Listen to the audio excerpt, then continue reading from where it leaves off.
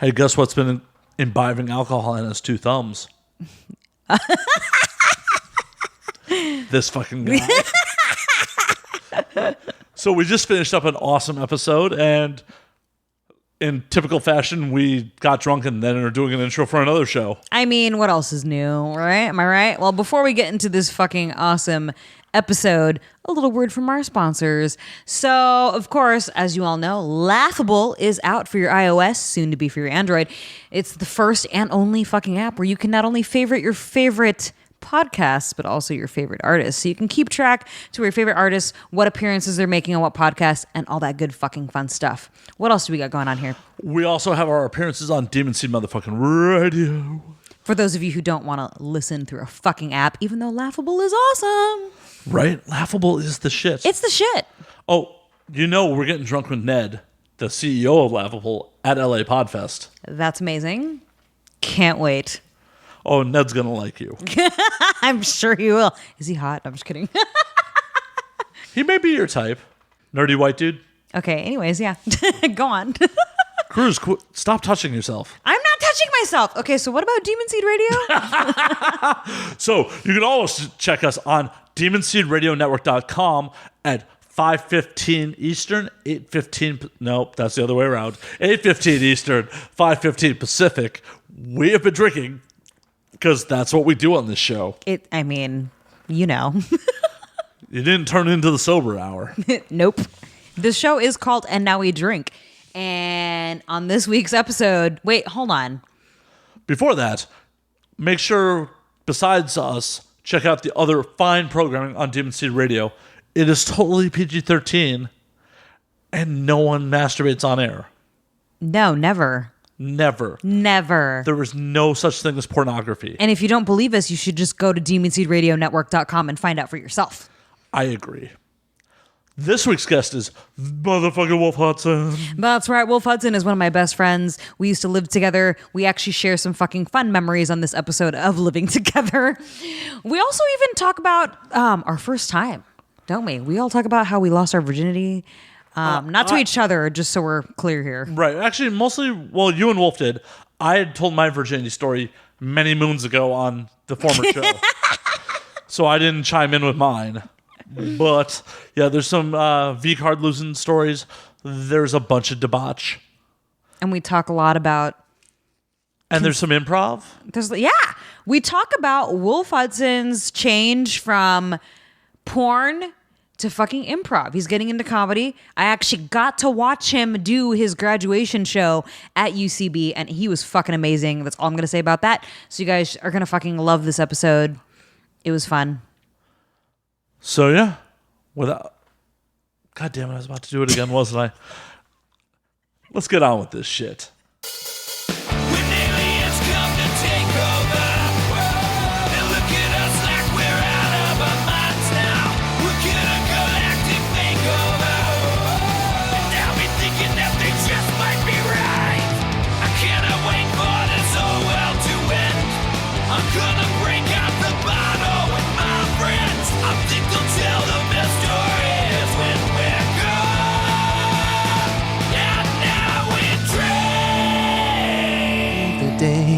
Or is someone going to tell me I shouldn't? Ooh, I might let you get a tattoo on your pussy. I wish I would have let you the last time. Wolf Hudson saved me from getting a tattoo on my vagina. What was the tattoo going to be, Miss Cruz? I don't know. I was really blackout drunk. Yeah. You know we're recording right now, right? Oh, I did not know we're recording. I thought we were just doing a sound check. It's like a commercial. So, Wolf, that's how we get you with the new show. Yeah. You guys saw a side of me. All right, what are we doing? Oh, yeah, your pussy. That was like, what, 7 years ago? Dude, that was like 2010. That was 2010. We weren't living together yet. We were not living together yet, and we were out and about in Hollywood Boulevard with our very good friend Shane, and both of them got very drunk, and I don't really drink, so I was the designated driver, which I don't drive. But anyways, I'm pushing her, trying to get her to walk out, but she's stuck with this leprechaun dude that for whatever reason she found interest in, and it's not her type, but I know this. So I'm like trying to get her out. And then finally I get her out into Hollywood Boulevard, and she can't walk for shit. So I put her on my back, and we're walking to her car. And her car's not this way. So we walk the other side, and we walked a while. No, the car's the other way. And finally, after all this back and forth, at least 7 times, she says, "Hey, Hudson, I'm going to get my pussy tattooed." I said, "No, you're going to get it pierced." "No, Hudson, trust me. I'm going to get it tattooed." I'm like, "No, you're going to get it pierced." "Okay, fine." And so we go to this tattoo parlor, and she gets it pierced. Go back to her house. I'm in the living room sleeping, and wake up the next morning. I was like, "What the fuck happened to my pussy?" What's really funny about that night, Chad Alva, do you remember? He, on Facebook or Twitter somewhere, Twitter. He like tweeted to you and said, "I saw you carrying some very drunk human," because he didn't realize it was Yeah. me. He's like, "I saw you on Hollywood Boulevard last night carrying an incredibly drunk human," and then I chimed in and was like, "Yeah, that was me." Yeah. I felt like I was in combat, like I was helping my buddy, in the front lines. Literally, I carried you the whole way. Yeah, Not once it was did I like, drop her. "No, don't leave no man behind." It really tested my strength, but I did it for my buddy, because you're my buddy, Cruz. Because You my homegirl. I'm your brother, Cruz. Yeah, you're my brother, Cruz. My brother, Cruz. Yeah.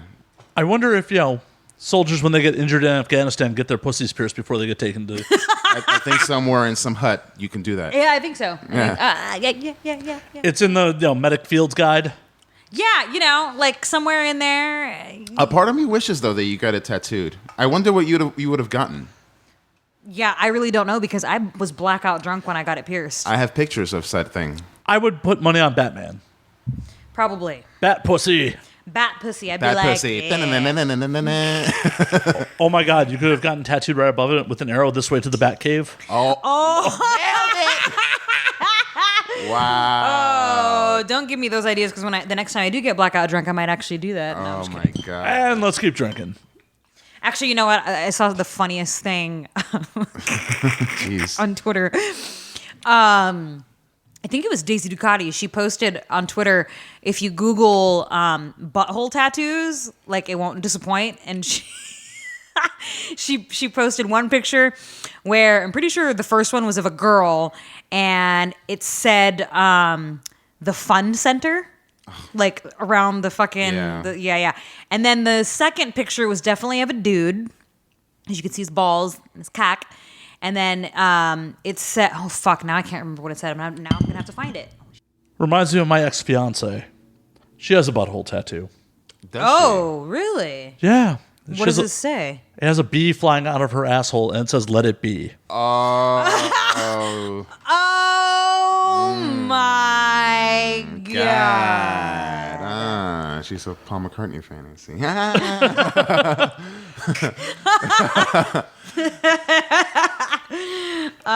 Is that why she's an ex?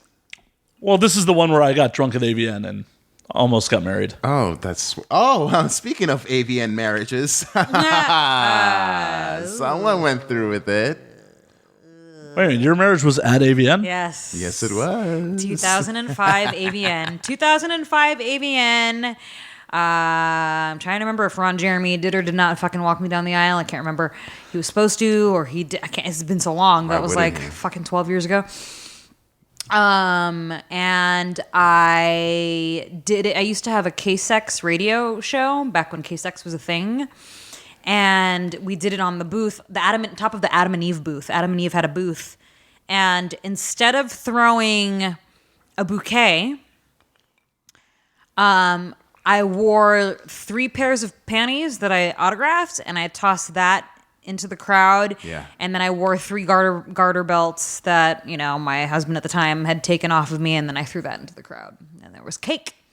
I had a fucking 8-tier goddamn fucking cake that I got for free. I mean, if that's not love, I don't know what is. That's beautiful. I That's found the something. picture, and now that I'm looking, here, look, it says the Fun Center. Oh, Jesus Christ. Holy shit. That is in full detail. Let me see that. Yeah. It's Holy- like a holy flower. shit. And of course he would have his balls pierced. Oh, wait, that's a pussy. Yeah, but if you swipe to the left, you'll see the guy's asshole. Well, before that's we the do guy's that, side. Wolf, can you describe for our audience in the audio format what you're looking at? Well, Slayer, I'm looking at a very, very beautiful ass with an extremely big and very wrinkled asshole. It looks like she's a patron of anal play. And on top of it, it said Fun Center with a bunch of, I would say, stitches and barbed wires going down. And I think even her pussy's tattooed as well. Oh, that's fun. Yeah, the Fun Center. It's the Fun Center. That asshole is really detailed. Like I kind of it's a great asshole. I'm always concerned or curious about people who get their assholes tattooed like that. How do you keep it clean while it's healing? Ooh. Right. That's true. Did you swipe to the left to see the other one? I did, and it's a very distinct asshole as well. Like you can clearly tell they're two different types of anal play players. Because hers was kind of protruding out almost like a hemorrhoid, and this guy has like a gaping hole, like, and it says "Eat your heart out" with a heart.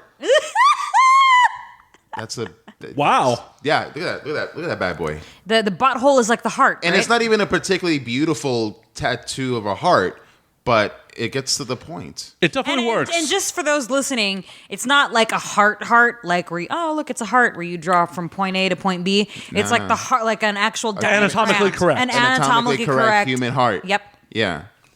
That's beautiful. It's beautiful. Eat Good your for heart her. out. Eat your heart out. Aloha. Oh, this is a fun episode. Yeah, eat your heart out. Did you see that? I did.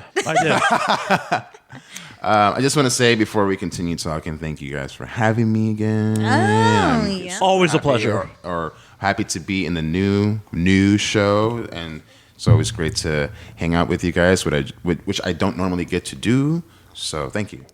Well, we got to do it more often. I mean, That'd be great. Hopefully I will get to attend your Saturday party, my friend. there's no fucking hope. You're around the corner. Show up. I am around the corner. But I am having a show. I'm doing my first improv show at UCB. So who knows? They might take the whole wind out of me, and I might not be able to drag myself to just a few blocks down. But I will make it because you are Slayer. I appreciate that. Would you be able to give me the same courtesy that I gave Cruz and actually put me on your back if I can't make it? Like if I can't walk physically? I'm on it. Okay, cool. I may subcontract the work, but I'm on it. Okay, Cruz, get on it. I'm going to get on it. Yeah. Hey, she's the power lifter. Yeah, Miss fucking CrossFit. I don't do CrossFit anymore, but I do have all my gear still. My, you never came to my place when I had my squat rack assembled, didn't you? I don't know. You've lived in quite a few places since CrossFit. When I lived with Anthony and Kyle. No, I did not see that, but I have been to your place though. Oh yeah, you did. Yes. Remember we had that really interesting foursome? Yeah, we sure did. Don't think I forgot about that. Can we tell the audience about this, maybe? So we went to a fucking. We were at where the fuck were we? We were at Le Jardin. Le Jardin. You know, some bougie LA wannabe club. Anyways, go on. Yeah. Because I remembered that's where I picked up that dude where I grabbed him by his butt and then ended up getting his number and going out with him later on. But no, we were at this club in Hollywood. You had a girl there. I had a girl. She shall remain nameless in case she doesn't want the story to be told. Of course. And To protect the guilty, we understand. To protect the guilty. yeah, and we're all having a good time. End up back at my place. I think we were even playing. Weren't we playing? We were playing alcohol Jenga. Oh yeah, we were playing drunk Jenga. Oh, drunk Jenga. Yeah. I am so happy I have never had to show my genitals playing that. Matt's played yes. fucking drunk Jenga. Yes, I still have those. We should Yeah, but there was like a couple there, and there was like Blake, and then my friend and your dude. Yeah. And somehow things just started getting frisky. Somehow, and the girl that I was with really wanted to have sex with Cruz, and Cruz seemed to want to have sex with her. Oh, for sure. It was like the perfect scenario. But this dude that Cruz had, I don't know who the fuck he was. Just to fill in the little bit of detail, because when you say you're a dude, people might get confused and think it was like a boyfriend or something. This was just some fucking random jackass that I met on Tinder Correct. that I never saw again after this incident. But go on, continue. Well, he was a Tinder guy, and he definitely fulfilled all the stereotypes of a Tinder guy. And he was being very outrageous, being very gratuitous with a lot of things, and we were just kind of like, okay, whatever. And for whatever reason, he was very touchy and feely, which I'm like, okay, let's see where this goes. But then he felt the need to go and say, oh, but I don't go that way, dude. I'm not gay. And I'm like, okay, no one was grabbing your crotch or even contemplating going that way. And I don't know what happened, but shit just got really weird when we got into your room. It was, yeah, you know, what it was is that, okay, so just to fill in more backstory, Yeah, right? go for it. This fucking dude, and I think I might have briefly shared this on the podcast, but never really talked about him. I just talked about the incident of whenever I would meet people on Tinder and Bumble, a lot of people would they knew it was me, or they would think that I was someone catfishing them. We were just talking about this earlier, catfishing, Yes. which we'll get into that in more detail in just a minute. But Yes. This dude thought that I was catfishing him because he obviously knows who I am. And I found out that he lives pretty far, right? He lives like a fucking, I can't remember where, but like far away from LA. I'm not going to travel for fucking dick, right? And so we kind of put off meeting each other because, you know, nothing was going to bring us close together just yet, right? So after conversing for like 2 days, he hit me up randomly at like 8 a.m. and was like, I really find this hard to believe. Me and my friend find this hard to believe that this is really Annie Cruz. And he kind of just called me out. And that's when I was like, I FaceTimed him at like 8 a.m. with no makeup on. He was like, holy shit, it's really you. So I guess to explain to the audience listening, clearly he was like fanboying hard on me. And I still chose to meet up with him, whatever. But this night that we're discussing right now was like it for me because he was such a jackass. I know for a fact that because he knows who I am and he's a fan of my work, he thought it was okay to treat me and the other girl that was there a certain way. And you weren't there when this happened, but I remembered we were making out and he bit me. I didn't see that. So yeah, you guys were long gone. I was really wasted. Well, just to kind of get into that conversation, he couldn't get his dick hard, so it was interesting that he was trying to conduct this whole scenario. And he just started getting physical and treating it like something that you would do in your film, but not really knowing how the rules work. Like there was no like before asking, are you okay with this? Are you okay with that? So he just went and started manhandling. And I noticed that he did that with the girl I was with. He grabbed her by the neck and I wasn't close. Like, dude, don't do that. Yeah. And she got very uncomfortable to the point I was like, I don't want to fuck this dude. But she was so disappointed because she really wanted to have sex with you. So that whole night was like, fuck, I didn't get to fuck her the way I wanted to because of this fucking dude. So he bit you. He bit me. He was kissing me and then he just like, and this is such a weird thing.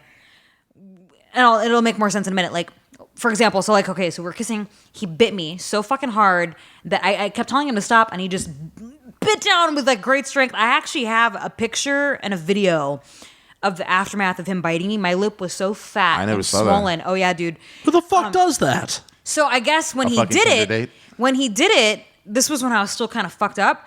I like kept telling him to stop, and then I punched him. And I punched him in the chest. I was like, what the fuck are you doing? And his justification for that action, even though I told him to stop, was, well, I've seen how rough you like it in your movies. Like, what the fuck is wrong with you to think that it's okay? And then finding out, because, you know, I was really wasted when all that shit went down. Right. Like, to find out what happened later on, that he said certain things, did certain things. I'm like, and the fact that he did that to me, obviously, I was like, dude, you need to fucking check yourself. Like, you cannot know.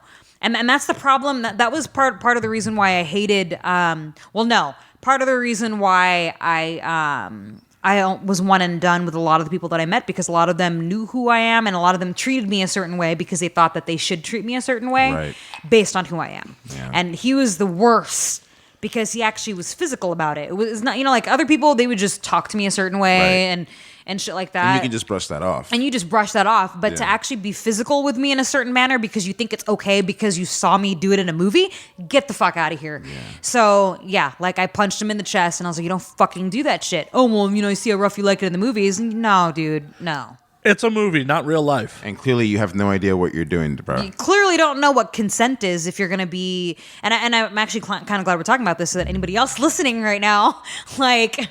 It's not okay. Just because you meet a girl... Porn star or not, you ask consent Yeah. and proceed. It doesn't fucking matter. I mean, like, if you saw fucking, I'm trying to think of a movie with a famous actress or somebody. Never mind. I can't. Anyways. Just because Sharon Stone shows her pussy in a fucking movie doesn't mean, I don't know. Yeah. Well, no, doesn't mean you should open your legs in But it's interrogation. true. It's true. It's the same thing though. The same principle though. Like, you know, you see Angelina Jolie get raped in a movie doesn't mean that if you actually saw her in a bar and took her home that you could fucking rape her because you It'd be saw nice it in to a movie. imagine that you could do that, but you don't just do it in practice. You ask first. Hey, Angelina, may I please rape you? Of course you can. Charlize Consensually. Theron is not going to murder you. Exactly. Yeah. So yeah, I think that needs to be addressed. I think, you know, consent is a very big fucking thing, and it really is though, because you know it's funny. I've had this conversation with a lot of people when it comes to like, well, she's in the bedroom, she's clearly flirting with me, she's grabbing my crotch, she's making out with me, she sucked my dick. So the next plausible thing would be I have to stick my dick inside of her. But then she says, "Oh, I'm not ready." But wait a minute, you just did all these things. And it's like, dude, it's fine that you guys went through this process, but if she says, I can't do this right now, respect that. Because if she's not comfortable at the moment, doesn't mean that with time, even just 10 minutes later, she might be like, you know what? I want to have sex. Let's do this. But the fact that you're not respecting that boundary, you just fucked it up completely. Yep. You're never going to get laid. Completely. Yep. Completely. And if worse comes to absolute worsted, go jerk off in her bathroom. Go jerk off. In her bathroom. Definitely in her bathroom. The right hand is your wife and the other one is your mistress. They're very well acquainted. if you jerk your dick off, you know, reverse the hand grip, but it feels like somebody else's dick. Sorry, Exactly. I wouldn't know. I don't have a dick. Anyways. But you can. But no, it's true though. And it seems to be happening more now, where people are getting lost in translation, and people It's are true. not listening to consent. And it goes both ways too. Some girls are not explicitly direct, because I've seen situations where some girls like, no, I don't want it, but they really want it, and so that's fine if you want to play that game, but you have to be very definitive and like, no, I am not doing this, and the guy has to respect and like, okay, that is a very hard boundary that I can't cross. She's not just playing around. So it takes both sides, but for the male in particular, it needs to be very aware. No, dude, that's it. Just because she was down up until this point, if she says no, then no. Yeah. Because you wouldn't like it if some dude came up to you and started putting his dick inside of you after true. you said no. So just saying. Am I wrong in that assumption? No. I'm pretty sure I'd be unhappy about any dude putting his penis inside me no matter what happened. Yeah. Yeah. I mean, with a little wine, a little caviar. No. I got hemorrhoids, man. Nobody wants any part of that. A little concert. Sweet talk me. The art of sweet talking. No. Courtship. Yeah, no. So that dude clearly had no fucking game and had no ability to function as a human being, as, and learning how to treat a woman with respect. So fuck that dude. Yeah. And yes, gentlemen, please take that into consideration if you happen to be with a woman and a porn star. Just because they do it on film doesn't mean they want it in personal life. Hell, if you're with a man, If if you're it's with a two man. men together. Yeah. And that goes both Yep. ways. Just because a woman is naked doesn't mean it's invitation. This shit got serious. Yeah, let's This shit got real serious. 20 minutes in, we are getting mad preachy. I know. So Wolf, you're fucking doing improv these days. I am doing improv. Yes, my friend. I am. I'm taking classes. I'm taking a course at UCB Upright Citizens Brigade. Yeah. Yeah, I'm just starting out. No improv history whatsoever, but it's going good. It's my second week, and I have my first show this Saturday. It's my graduation show. It sucks that this will not be out in time for your show. No, that's fine. That's fine. If anything, I've told friends, hey, you guys more than welcome to come, but I will not mind if you don't. I'm actually really nervous. So nervous. Someone who's fucked on film, nervous about. It's a different. I know.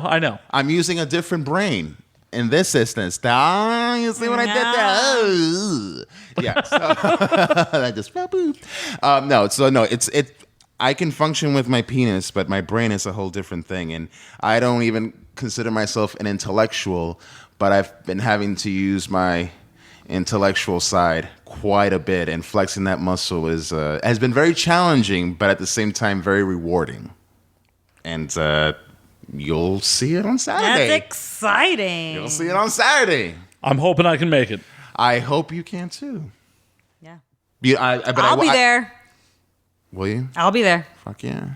I'll be there. It'll be good. No, I'm actually. I feel as nervous as I am. I feel pretty confident. I have a great group of classmates, very very talented individuals from all walks of life.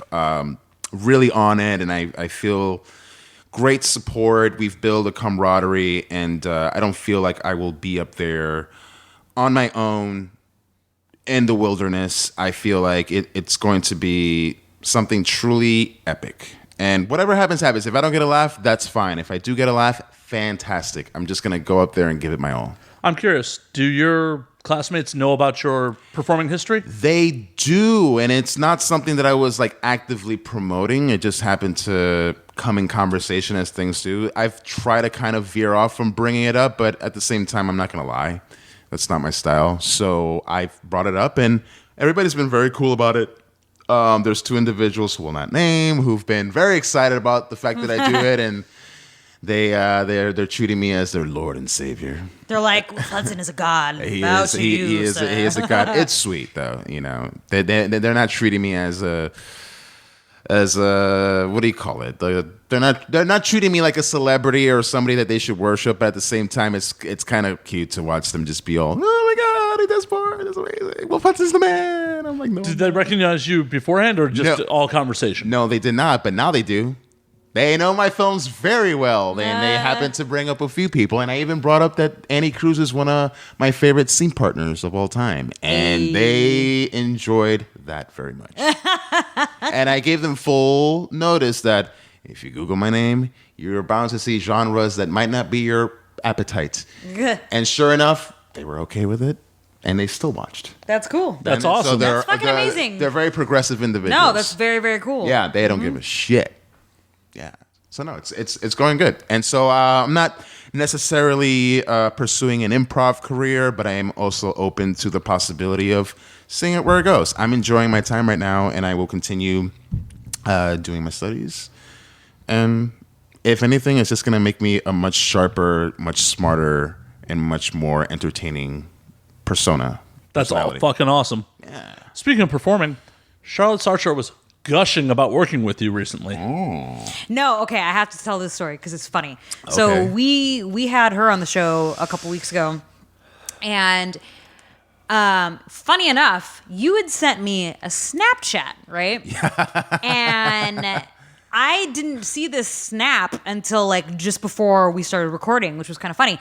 And the snap wasn't sent to me, for those who know how Snapchat works. It wasn't like a real-time snap, like you sent me the video, like you saved it and then sent it to me.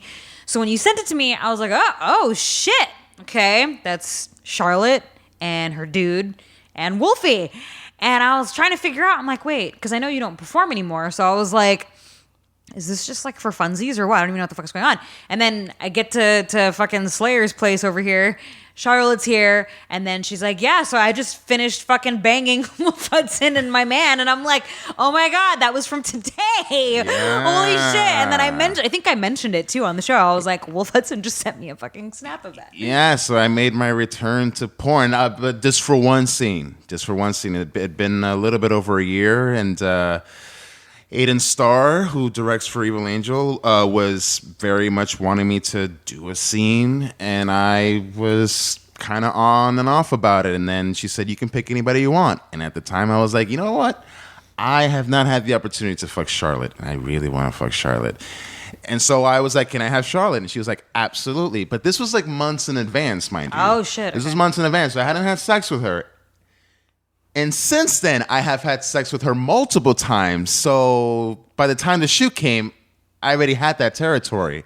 So now I got to put it in her asshole and her pussy, and I got paid for it. So I'm like, that's pretty dope. That's pretty cool. Yeah. But I've had plenty of sex with her since, and my God, that woman is insatiable. Yeah. One of the best assholes I've ever fucked.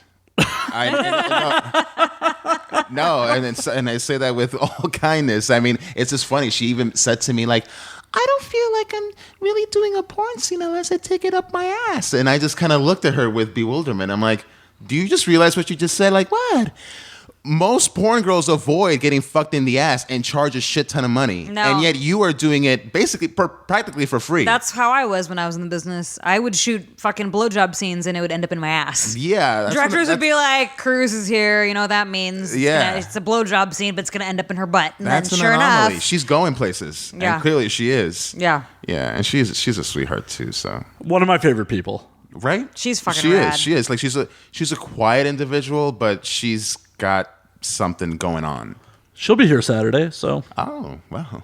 What are you instigating? just trying to give you more motivation to show up and drag yourself after your hard performance. Oh, for sure. Oh, fuck. I might need a little stress reliever. Hey. Oh, hey. Yes. On the roof, please. On the roof? Oh, okay. Yeah, we got to keep it decent.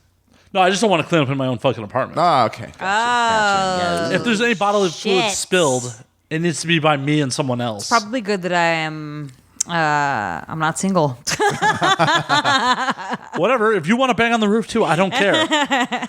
Roof furniture is not my problem. You know, would you be okay if maybe like we get into a little action and then maybe Lawrence and I can DP her while you're fucking shoving her face with something? Yeah, and there's and then you can put on a strap on and then fuck her in the ass while his dick is in her ass too. And then it'll be like just double, triple, quadruple the fucking fun. Fantastic. And Slayer can just be on the side smoking a cigar.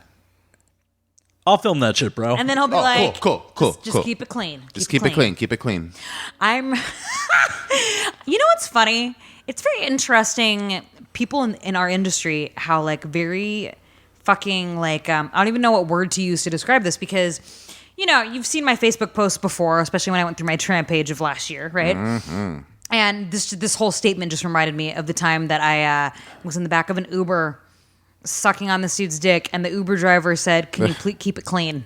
He said, "Can you please keep it clean back there," or whatever. He didn't say stop. He didn't stop the car and like said get out. He just straight up was like, "Please keep it clean." That's all he said, and I thought that was the most. And I was drunk, of course. Well, It was the most hilarious fucking thing. But I posted this story on my Facebook page. I ended up unfriending this dude because I'm not even like really friends with him in real life, anyways. But there was this porn dude, performer, director, whatever.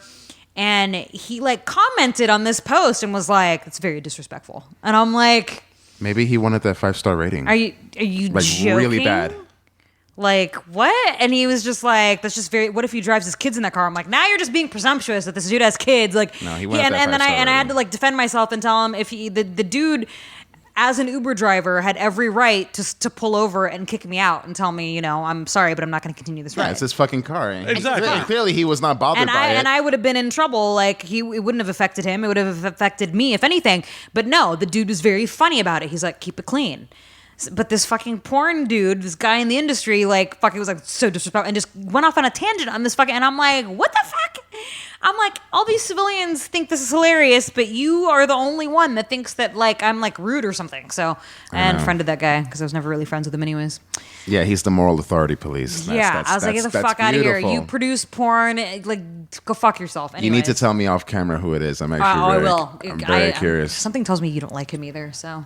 There's a lot of men in porn that I Oh don't yeah. like. I wonder if I'm curious. Actually, I am curious too. But I'll tell you off air. And yes, FYI, ladies and gentlemen, there's a lot of men I do not like in porn. Not a big secret. I don't. So I'm very, very much like, give me the fucking dirt. Give me the tea, hunty. Serve that tea and serve it hot. Anywho, before we get into like horrible porn gossip, Yes. Wolf, what the fuck else you been up to? Oh, nothing much, man. Nothing much. I live a very low key life. In spite of what people might think of what an adult performer does or a former adult performer does. I keep a very low key, very chill life. I go about my business. I read a lot. I'm going to school. It's not exciting to the regular folks, but it's exciting for me. It's a very comfortable life, and whenever I get a chance to hang out with friends, get some dinner, that's to me makes everything. So that's what I've been up to, like basically nothing, and I like it. I know. Sorry, I'm not much of a guest. Like, oh, I was in a fucking saloon and blah, blah, blah. I was watching some donkey fuck a woman. But no. I thought that's why people tune in for me. I mean, that's my role. Just to be the drunk. You have been making a lot of funny videos, though. You were making a bunch of funny videos for a while, like. on Snapchat. Well, on Snapchat too, but weren't you like making YouTube videos or something? I was making YouTube videos, but then what had happened was when I decided to retire from the industry, it was also around the time that I was building up this YouTube presence, and then I had worked with this YouTube personality, which brought a lot of attention to my page. And what I soon realized that as much as that was increasing, I just felt uninspired and did not want to be in front of the camera. I've basically had been in front of the camera for 10 years. Yeah. And I hadn't really had a break. And so in hindsight, maybe that was a wrong decision to stop with the YouTube thing, but I also felt it was right for my sanity. So I just needed a break from any type of media and just be within myself, not do shit. Like I said, I've been reading a lot and just really trying to just discover myself and figure out what my interests are. And yeah, just doing a whole restart in a good way. Nothing was bad, just needed a new fresh start. It's fucking awesome. Yeah, and so it's not to say that I won't get back to doing YouTube. I've been going back and forth about what I want to do, what do I have to express, and I've been toying around with this idea of doing a Donald Trump show where I'd be Donald Trump as a prostitute in Hollywood Boulevard, like a la Pretty Woman. Just being super into it. I'm not a woman. I am just Donald Trump or Donatella. And I'm beautiful. I have the most amazingly huge pussy, super wet. Nobody has a better pussy than I do. Even my beautiful daddy, Vladimir Putin. He loves it. He's always working for me. And so something along those lines.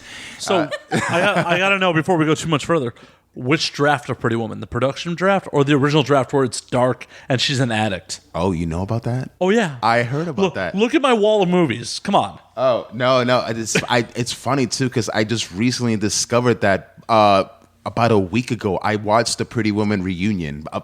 Don't know why. I just watched it. And they had mentioned... Wait, hold on. There was a Pretty Woman on the Today Show with Matt Lauer. Oh, my God. And so wait. So there was a Pretty Woman reunion, and they're talking about how Julia Roberts was originally cast as the role, but the original script was dark as fuck. It was like It was not a rom-com at all. No. Really? Well, And I it feel was like I heard about this, though. It was like one of those movies, like what do you call those movies that kind of has a message to it? You know what I mean? Like there's a terminology for that. It's something tale, but whatever. Cautionary tale? Cautionary tale. It was a cautionary tale type of film. Mm-hmm. And so I guess they let go of the director or something, and so they scratched the whole thing. And then Gary Marshall, who ended up being the director, changed it completely and made it into a comedy and made it like a rags to riches type of thing. And then they got Julia Roberts again, obviously. Yeah. Yeah, so it was originally a dark movie. Oh my God! Right? I wonder if it would have. No, I don't know. I wish they would produce that. I'd like to see that dark I wanna version. see that. I want to see that dark version. But at the same time, though, in some weird way, I'm kind of glad that they didn't. So it maybe doesn't perpetuate the stereotype about sex workers. True, because that's probably what it would have. I mean, well, in that time, that was a different time. I think I guess if that came out now in that way, that would probably, definitely paint a darker, more... I mean, it's not to say that it doesn't exist, but I don't think that that's something that should be generalized. And I find that with Hollywood, people take that verbatim, and it's a very generalized vision of or interpretation of that particular genre. So... if anything, I would like to see a different side, and I don't think I've ever seen, correct me if I'm wrong, a movie that actually showed the positive side of a sex worker, like somebody who actually did good by that, and it actually changed somebody's life. Let me think about this for a minute. Is there a movie like that? I mean, I gotta rewatch The Girlfriend Experience. I've never watched that, to be honest with you. Sasha Grey. Now, nothing against Sasha Grey. I've just never had the opportunity. I watched it one time, so yeah. But back to Pretty Woman, it was originally called 3000. Right, that's right. Yeah. 3,000. Okay. Now, is this supposed to be because it was price? $3,000? That's what I thought. Yep. Yeah, go figure, right? Yeah, it was. I wonder if they have that script. You know how scripts are available online. I wonder if that original script is somewhere online. I'll check Drew's scriptorama. Because I'm curious to see, like. Oh my god! And then maybe we should reenact it. We should make like a really bad, like obviously bad reenaction of the movie. We totally should. Yeah. I'm totally down. I think that's a rights issue. We can change a few things. I can be a clown and she could be a donkey. I don't know. Something. Yeah. We can tweak it. We can Just tweak like it. It's a music. parody. If it's a parody, it's fine. If it's a parody, it's fine. If it's a parody, it's totally fine. Yeah. So it's totally not totally not Pretty Woman Triple X. Hey man, I did remember. This is not. Do you remember Pretty Woman Triple X. Sweet Sinner? Was it Sweet Sinner? Sweet Sinner? What was the movie? I'm just saying, you remember the director? Yeah. Oh, Nika Noel. Nika Noel, yeah. Yeah. She, I did a non-sex role for a film that she did for Sweet Sinner that was basically Pretty Woman, except they called it Pretty Lady.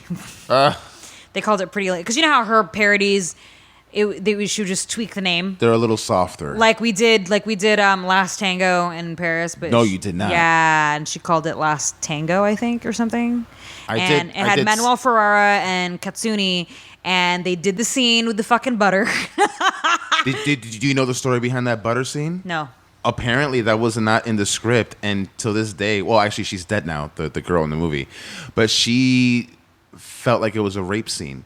That was not in the scene at all, and it was basically forced upon her. I mean, at the time, she said that she didn't know any better because she was so young and she felt like she had to do it, but the whole time she was crying, and those tears in that scene was real. Oh my god! And actually, she doesn't even hold a grudge with Marlon Brando. Like it was because even he realized that was not cool the way it was set up, and it wasn't malicious intent on his side, but the director himself, it was like, dude, you fucked up. Yeah, and she held a grudge up until her death. Wow. Yeah, she felt like that was a rape scene, and they took advantage of her.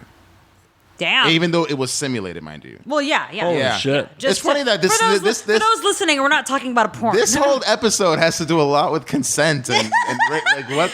Wow, this is for. Let's talk about catfishing We're again. doing a PSA. I don't know. I think even that's gonna deal with some dark. Yeah, it's gonna get dark. It's gonna get dark. It's gonna get dark. It's gonna get really dark. Yeah. So, back to Pretty Woman real quick. Yeah. The original ending was Vivian and her friend end up on a bus to Disneyland, and she doesn't end up with Edward. Oh, I like that ending though. Let's go to Disneyland. That's like what I would do. But there's Go to some Disneyland. junkies involved and some other bad shit. Oh, so in the Nika Noel version, I think it was what the fuck is that girl's name? I can't even fucking remember her name. Gracie something or the other. Gracie Glam. Yes.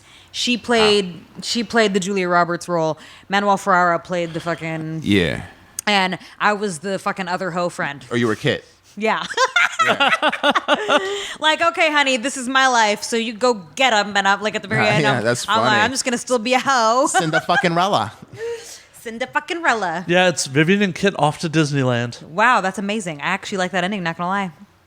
You know the Pretty Woman apartment is not too far from here. No, it's not. It's over by where I used to live. Yeah, it's literally the neighborhood where I used to live. It's not that far. I saw it, and it still looks the same. Although Hollywood Boulevard still looks the same as Pretty Woman. A lot less hookers, sadly.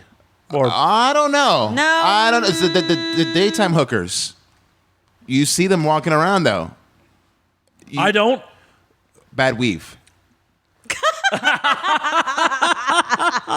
That's so you can tell. I'm also not at looking night, for day everything's hookers. concealed. Makeup looks soft. When you see that daylight, holy shit, girl! I'm also not looking for daytime hookers, so You should expand your horizon, my friend. I don't When leave I the lived house during the day much. When I lived in San Francisco, I used to drive in the Tenderloin with my friends late at night and go hooker hunting. And we would I remember one time creeping around the Tenderloin in the car, and I was like, "Come here, I got some crack." And then this fucking girl comes creeping. It was like, dude, creeping out of the shadows. Like a cat. When I said, "I got some crack," she starts. She starts creeping out of the shadows. Like you just see her peering out, like.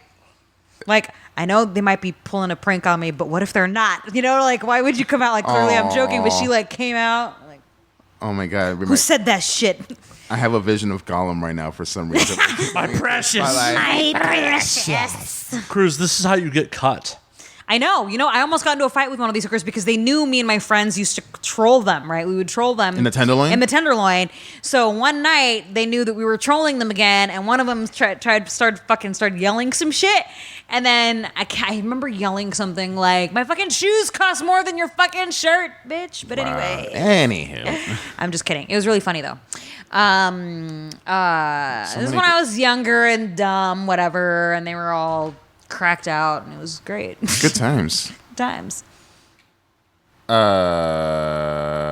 Actually, you know what's funny? Like the Tenderloins, for its reputation, if you want easy, fast drugs, that is the place to go to. I'm not advertising it in any way, shape, or form. I am just saying, I had a friend, case in point, who wanted to buy some cocaine, and him and my other buddies were like trying to figure out, and one of them just had the smart idea, let's go to the Tenderloins. And literally they were like, wait a minute, Tenderloins, dude, that's such a dangerous place. Like, no, I got this. Goes in, literally like 3 minutes later comes back with a bag of coke. I'm like, that's what's up. I've actually, he didn't know nobody and just knew exactly what to do. I've walked through the Tenderloin during the day and have seen drug deals happen right out in the open. Right. I'm like, it's daylight. Why are you just like people just passing money and getting? I'm like, just right and it's here still in the middle of same. Nothing's changed. Nothing's changed. The San Tenderloin, Francisco has turned into Google Central, super gentrified, expensive as fuck. You go to the Tenderloins, still the same shit. Nothing has changed with the Tenderloin. People try to say that, Tenderloin's good. No, it's not. Yeah. It's the So same. if you want a good time, go to the Tenderloin. If you want to see homeless people fucking, go to the Tenderloin. Or shit on the street. That too. Oh shit. So Oh, shit. wait, Literally. No, speaking of Daisy Ducati used to live in the Tenderloin for a hot minute. Did she shit on the street? No, I wish. No, she, her apartment, apparently, there, people would take shits everywhere. Like, that was just like a regular sighting. It's like a tourist attraction. And for whatever reason, there was like a street artist who would go to every shit spot and then would take chalk and draw on it like it was like a crime scene. And it became a thing. And like people were doing Instagram pictures, and it was like Why the would most you want awesome a picture of that? That's funny. No, but it was awesome. It's funny. Yeah, it was funny. Funny hat. Yeah, funny hat. Yeah, funny hat. Go on. Yeah, so I thought that was pretty neat. Like, you know what? You're Was there done a with hashtag shit. for Make this? something. Make some fucking art out of it. Some fucking art of it. Was there a hashtag for this artist? I want to see if I can find it. I don't remember that, but it was a while ago. Yeah, you know what? Ask Ducati. I was gonna look it up and see if I can. Yeah, find she was the one who this told me the bitch. story. I'm like, that's This awesome. shit Yeah. chalk around the crime scene shit. Crime Shit, scene shit. You know what? Type in that. Type in crime scene shit. See if that comes up. Are you looking this up, Slayer? Of course I'm looking this up. Okay. I have the Googles. Yeah, or Tenderloins. Let me see here. Well, I'll look. You do your thing. Okay. Oh, nope. That's actual street art, not shit street art. Oh, damn it. But anywho. That's funny. That's funny. That's funny hat. That's pretty fucked up. Tenderloin, baby. Oh yeah. You know what I missed in San Francisco? What? Did you ever go there with us when me and Shane and the whole gang? No. Remember the Lusty Lady? I do remember the Lusty Lady. This is before my time with you guys. I never hanged out with Shane in San Francisco. Never mind then. Yeah. Those were good times. But I met man. you in San Francisco. Yes, we did. Yes, we did. Yes, we met on MySpace. We met God, on- how many people have I brought on the show that I met on MySpace? Hey, Slayer. Yo. We met on MySpace. That was a thing. That was a thing. Remember No, when no. MySpace was a thing? Yeah, no. Remember when Forbidden was in everybody's top 12? Oh, Rest makes in you peace. Rest in peace. Yeah, her and Metal Sansa. Yeah, Metal Stanza. Yeah. Metal Sanaz. Sanaz. Oh, I can tell you a story about that bitch. Okay. Please do. But but Please do. 'Cause I've met her. But wait, I want to just kind of talk about how we met. No. Okay. We have time for both stories. Yeah, we have time for both stories. So I was a fan of Cruz before I got into porn. I got into porn in 2006. But I was like, oh yeah, any girls? So I started following her I sent her a friend request on MySpace. And about a week later, something like that, she accepted. And then out of nowhere, she goes on my MySpace page and says, so when am I going to top you for Men in Pain? I'm like, whenever you want. And I hit up kink.com and I said, hey, Cruz wants to work with me. And they set it up within less than 2 weeks. And they even implemented how we met on Yes. on the site. That's fucking ridiculous. And said scene is still one of the best scenes I've ever shot. I am actually not a submissive in my personal life. And that was one woman that I allowed to dominate me. And it's so weird, too, because we've been friends for so long. And it's like I don't even like have that kind of fandom anymore. She's like my sister in some ways. Yeah. We've become so close. But she was the only woman that I was like, or one of the few women that I would let top me. Just like that. And that was the first time we met. She requested, yeah. The first time we met was on set.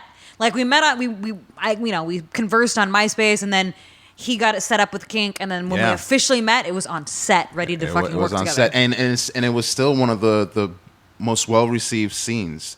Yeah. On that site, like people were comparing it to this other duo. Apparently, they had whatever, and people were requesting more and more of it. Yeah. Yeah. So within like an hour of meeting each other, you were spitting on his asshole and penetrating him, huh? Basically. And you know what's funny? Because like I've done that site since. And you were the only one who fucked me in the ass.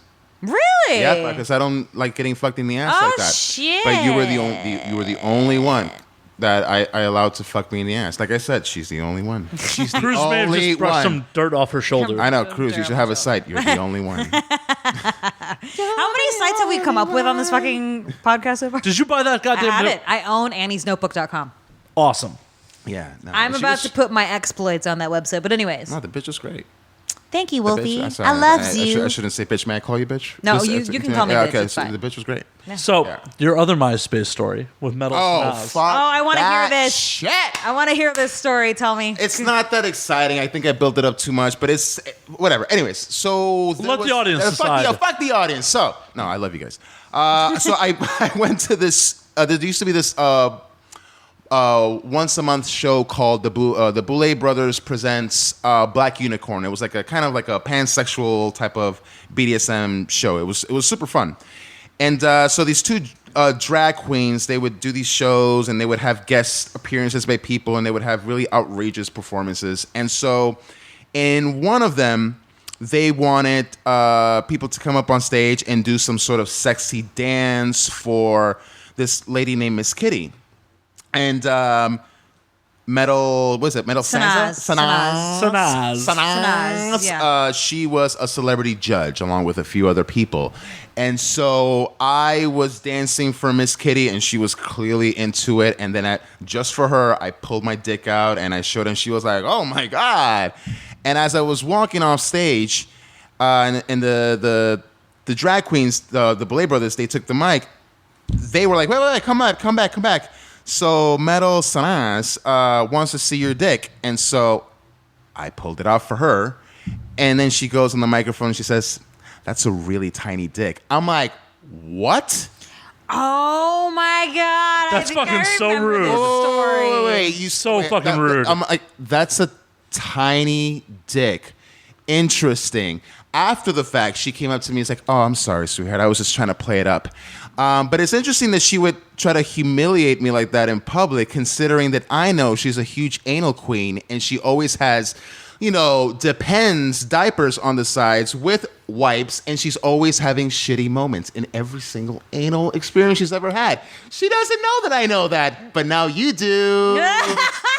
She's a shitty fuck. Oh! Just as a quick reminder, any opinions expressed by our guests are those of our guests only and do not reflect the opinions of And Now We Drink podcast. Please do not sue us. Cilantro. Cilantro. Hey, cheers, you guys. Nostrovia. I'm empty at the moment. I can't toast with an empty glass. That is bad luck. Yeah, no, that's one story I don't mind sharing and actually calling out her shit. It allegedly happened. Allegedly, what happened was, I couldn't believe it because, listen, I am not insecure about my penis. If you Google my penis, you will know that I am very well proportioned. He is not tiny. I am not tiny by any means. So I am not offended by my manhood. But the fact that she chose to do it in such an explicit way, knowing full well that I was not hard, and I just didn't think that it was classy. It was very classy. It was just tacky. And also the fact that she was trying to play it off, that she was just like, like, ooh, I'm just fucking trying to make jokes and yeah, like, and then to go off stage and then say, oh, that was just playing that up. Like that's not what you do. That's not something that we agreed on, and you don't just go ahead and humiliate somebody like that. Like, I mean, listen, I can take a joke. You can roast me in any which way, but her execution was just you got to be in on the joke. You got to be in. It was just in poor taste. That's all I'm saying. Well, it also doesn't even seem like it was even funny. Like it wasn't. No, it was not. It was not funny. It's like, I mean, well, people had a laugh. I mean, of course, they probably assumed I didn't even bother to show them my dick. But at that point, like I said, I'm very secure with my manhood. But they were laughing at you, not with you. Right, and I just felt like that execution was just terrible. Like she could have gone around it in many different ways. Like a good comedian would know how to handle that. She was not a comedian. She is a MySpace 2005 celebrity, and that's how she handled it. She should have at least thrown you a suck afterwards to make up for it. Yeah. I mean, that's just my opinion. Just my opinion that she should have at least, offered to take care of you. Yeah, I don't think she could have at that point. Sorry, I don't think she could have gotten it hard. Like, I'm so sorry, but I don't think that he wants to get up for you. Yeah. I don't have problems in that department. I think I would have had it with her. Sorry. Wow. Yeah. Wow. Yeah, so anyways. Anywho. Well, don't meet your... But Annie Cruz got me hard, and that's the important thing. Yes. Annie Cruz... Annie was not tiny, okay? If Annie Cruz can't get you hard, I can't help you with life. That is a recipe for life. Annie Cruz is... She's the horn whisperer. She's the cock whisperer. Wouldn't know. Whisperer. Wouldn't know. I like that. The cock whisperer. You're the cock whisperer. Remember, my ex had a nickname for me. Cockpit. What? Wait, do I know this ex? Yes. Is it somebody I dislike? Oh, yeah. Oh, that's when we were nice. living together, when we broke up, he was like, I got a nickname for you. Cockpit. I was like, that's a good one. That's a good one. Kaczynski, you actually did something good with your life. All I'm thinking is highway to the danger zone right now. Danger zone. Wow. We just totally went in a completely different route. I was trying to stay positive, and this whole episode has been negative. Let's keep drinking. And now we drink. And now we drink. And now we drink. Now we can toast. Oh, yeah. I have bouze. Yeah. I've been refilled for the 4th time. Yeah, salud. Yep. I'm drinking slowly, but I'm surely. drinking slowly, too. It's National Bourbon Day. I got a drink. Fantastic. Is it National Bourbon Day? It is. Wow. There's a national day for everything these days. I know. They had a National Donut Day recently. But I gotta say, though, this is much more official. Can we mention the bourbon that you were consuming right now? Of course. You are drinking Jefferson's, and it actually has our former president, Thomas Jefferson. So I think it makes it much more legit with the holiday. You know I what I didn't mean? even realize that has fucking, Jefferson Yeah, look on at the him. back Look at right him. there. He's looking beautiful. He's just chilling on the back of the bottle. Yeah, he's in the back of the bottle, too. Look. He sure was. No, I see. Yeah. He's back there like, I'm going to get you fucked up. Yeah, man. Shit. He's the original, the most interesting man in the world. Look at him. Super dapper, very good looking. Just, hey, enjoy your independence. Have bourbon. Enjoy your independence. Have some bourbon. Have some It is bourbon. the official spirit of America. I can say words. Yes. Woo! Audio format. Yeah. Yeah. I'm like, happy It's okay. We can have awkward pauses. This is very human right now. Don't worry. They disappear in post. Okay. So, Okay. so Charlotte's asshole. My God, that shit gapes.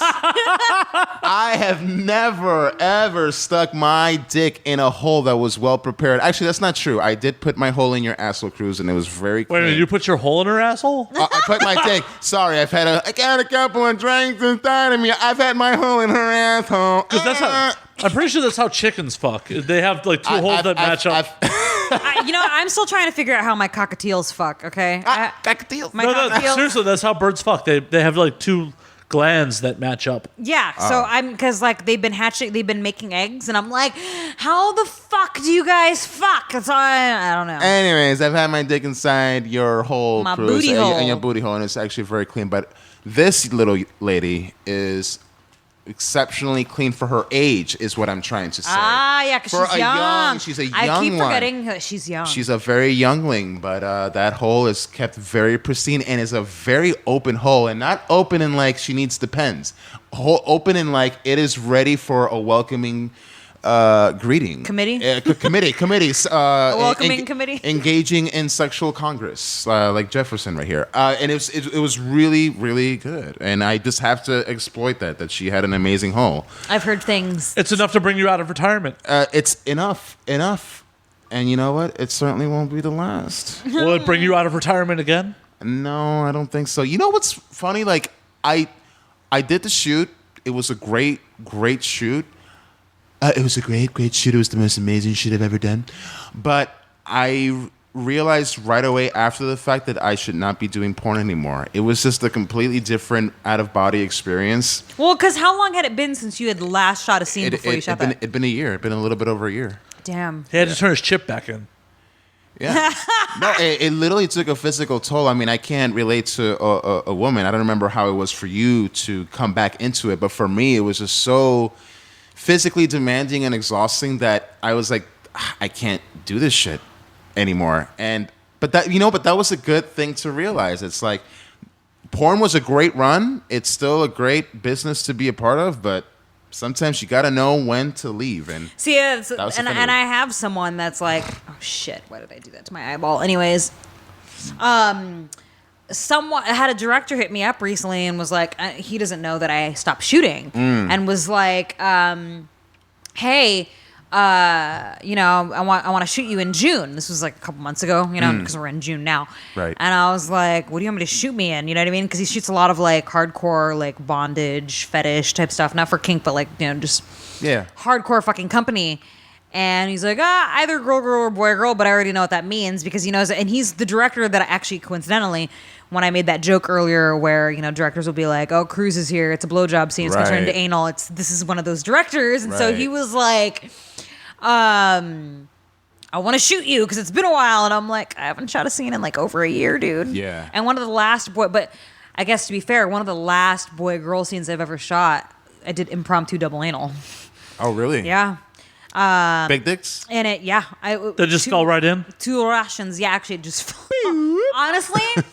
So this was before I did double anal with identical twins off camera, like with civilians. We'll get to that. We'll get to that in a minute. Well, I mean, I've talked about. We've been there a bunch of times. We've been there a bunch of times, but I've never been to that. when I shot this scene, do you know who? God, what the fuck is his name? Oh my god. Bridget B's fucking husband, Marcus Dupree is. Oh yeah, yes. He's Russian, and then of course John Strong, also Russian. Yes. I did the scene with both of them, and it was funny because the director was like looking at me like, "Think you can?" Just spit it out, you bastard. You think that you can? And I look at John Strong. I'm like, just give me your dick, dude. And I'm like in reverse. Cowgirl anal, right? Sure. John Strong's going in because Marcus Dupree is fucking anchoring. So John Strong comes in and I'm just like looking up at the ceiling, like waiting, and then all of a sudden he's like, "It's in there," and I look down and I'm like, "Are you in yet?" I was like, "Oh my god!" It like took like 2 seconds, dude. I'm just like in your asshole because I had told him I said the last time previous to that on film. Or any time I had ever done double anal had been like 6 years. It'd been like 6-7 years since the last time I did. I can fist my ass. I've done all crazy shit, but to do actual double anal, it had been like a good 6 fucking years since I had done it. So my asshole's always fucking ready and open. And when he just slipped it right in there, I was like, I guess we're doing it. And like 60% of the scene is like all fucking double anal. I still tell that story that you told me one time when we were roommates. You had flown up to San Francisco to shoot for Kink for a gangbang. And you knew most of the guys that were in the scene and some you didn't. And there was one particular gentleman who you did not know the size of his penis. Mm-hmm. And as soon as you saw how big it was, you were like, that's going in my ass. Yep. And he was like, wait, what? Yeah. Normally it's the other way around. It's like, no, that's going in my ass. Yeah, exactly. And if you ask anybody in the business that like, there have been numerous guys that I worked with over the years where I was like, you're not going anywhere near my pussy. And this guy, he was a San Francisco talent. Yeah. That's why I didn't know him. And then I saw his dick was extremely big. His dick He's was a tripod. Like, that thing was... I could barely fit it in my mouth, okay? Yeah, Could it's a barely big fit dick. it in my, like, a wrap. So he's like a human Dougie. Yeah! Big dick Dougie. Teach me how to Dougie. That's like his new nickname now. And for those who are listening that probably don't know who the fuck I'm talking about, unless you really follow my life closely, Dougie is my dog. That motherfucker. He's a Maltese, and I really need to submit him to Guinness World Records for biggest fucking I've canine never penis. seen. I'm afraid Dougie has a bigger dick than I do. Oh my god! You know what's funny? Remember Blake? One of our friends, Wolf's and my friends. He used to be our trainer. We did CrossFit. Yeah, and he was crashing my pad for a couple months last year before I moved, and he would watch Dougie for me because he liked Dougie and he's a pussy magnet, so he's like, I'm gonna walk Dougie. And there was a couple times where I wouldn't be home and his fucking thing would come out, and he's like, dude, legit. Like, I don't even know if I should be saying this, but I think that your dog definitely has a bigger dick than me. And I was like, Oh my god! No, for those of you who've never seen this, like, this is not just like, oh, he just got a big dick for a dog. No, this is like human size, like 6, maybe 7 inches. and like, dude, and it's bigger than his leg. yeah, he's a Maltese. It's huge, and he's a scrawny little. What kind of dog is he? He's a Maltese, maybe mixed. We don't know. He's Yeah, rescued. like that's ridiculous. Yeah, I've like, never seen that. That thing is like bigger than his fucking leg. Yeah, poor guy. Poor guy. Like yeah, you had said it earlier too. Like, does he fucking like pass out or like is he dizzy with that shit? It's so funny because the first time I had seen it, like it took me the video that I have a video. Yeah. I was okay. So basically, the backstory is, Kehlani Lay, my best friend. Dougie used to be her dog, and then she gave him to me when she moved because she couldn't take him. Oh, I didn't know that. And so yeah, because she has like so many dogs, and Right, like one of her dogs doesn't get along with him. So I love Dougie, so I was like, Right. I'll take him. So he's mine now. But she never told me, she never warned me about the monstrosity that is his fucking penis. So I'm home. This is before before she moved and gave him to me. I happened to be home alone at her place with her dogs and stuff. And Dougie, just picture this, because he's a tiny little Maltese. He's what, like 4 pounds, if that? Yeah. Yeah, I fucking see- 2 of its dick. Yeah, he's like hunched over, like doing like a fucking, like that fucking yoga pose where it's like cat back or whatever you fucking call it. So he's like hunched over, and I thought something was wrong because he was like freaking out. So I go to investigate, and I see it. That's when I see it, and I literally jumped back and screamed. I was like, I have to videotape this. I've never seen such fucking craziness. I know. And then I told Kehlani, and she was like, dude, I took him to the vet. And I told the vet, is there something wrong with my dog?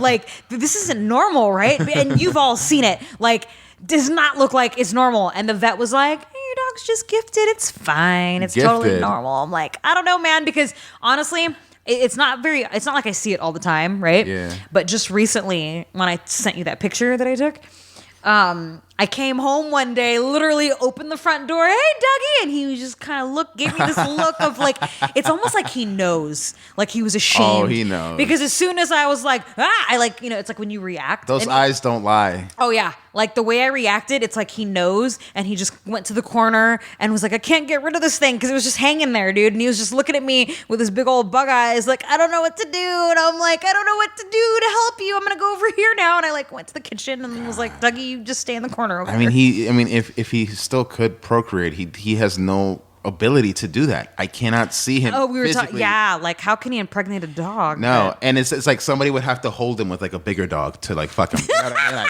yeah, like is that like some sort of bestiality thing where you're helping? because he's so tiny. Like he would have to impregnate a bigger breed. like a with Great how Dane. big his That cock would is. work. Or he'd just have to break some small dog. He would definitely I break know, a small dog. Just a little time. Are we really talking about this right now? Little coconut We oil. talk about all forms of sex. My dog breaking another dog's pussy. Oh my Yeah. god.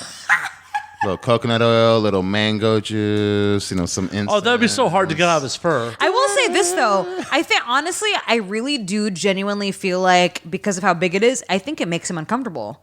Because how I've had a lot of male dogs throughout my life, and none with anything near close to fucking Dougie's size.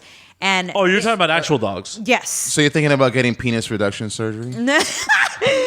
Not until I get him into the Guinness World Records. But anyways. You got to get that, dude. No, please. but listen, though. Like, all my other male dogs. Remember Lucky? Yes, I do. Yeah, like, all my male dogs, I've watched them hump toys. And even like, he had a big dick. Not like that. No, nothing like that. He had a big penis. But he would, like, hump stuff. You know what I mean? Like, it's very normal, even for female dogs, because my female dog hump things. But male dogs in general, you hear stories, you own them, you've seen them, you know, of, like, male dogs humping things. Dougie doesn't do that. And I think it's because his fucking dick makes him uncomfortable. I think because every time I've caught him with it out, he just is just like, I don't know. He just has this look on his face like, I don't know what to do with it. I really don't know what to do with it. You know what's interesting? That just reminded me of a few male friends that I have. They have exceptionally large penises. We're talking about 11, 12 inches. And they kind of have that same mentality too, where they're just very... shy about it, and they're very embarrassed about having a huge penis, not knowing that most of the free world is jealous and would kill to have a penis like that. But a lot of them say the same shit. Like, you know, women get scared off of it. You know, they can't take it. They can never get it fully hard. They'll never know the experience of having a full deep throat. You know, it's all these challenges. So, like, while the rest of the world is like, oh, man, I wish I had a huge penis like you, these guys are just tortured with this thing. Like, some people worship it, and then when it's in front of their face, they can't handle it. See, the rest of the world they're misinformed. They're misinformed. They think that just because they saw it in a porno that, like, every woman on earth wants a big dick. And while there are women that are size queens, I'm sorry, and I've come across a lot of dudes throughout my life where I'm like, dude, you're going nowhere near my pussy. At all. At all. Well, I feel like even with size queens, when they see something that fucking big, they're like, I like a big one, but whoa. Yeah. Whoa. Yeah. And a lot of dudes that I know that have big ones, they're like, do you know how hard it is for me to date? And I'm like... And I feel for them. I'm like, a double-edged sword. I'm so sorry. Because then girls get scared. They're like, oh, hell no. Especially civilian girls. Because if civilian girls aren't used to big dicks, right? Yeah. They see something the size of my forearm. Yeah. They're going to be like, I don't know what you want me to do with that. Well, me, I'm just like, there's a solution. Just stick it in my butt. Well, it's funny. Like, I always get surprised with women when I have sex with them. Like, I have 8 inches, and I think that's a decent size. According to other people, It's well above average. That's well above average. On a good day, it can be 8.5. Isn't average like 5.5 or something? Yeah, like around 5. Like 5 is average, so right? like 5 is average. Yeah. On average, I'm like 8. On a really good day, I'm like 8.5. But anyway, so if he or she really turns you on.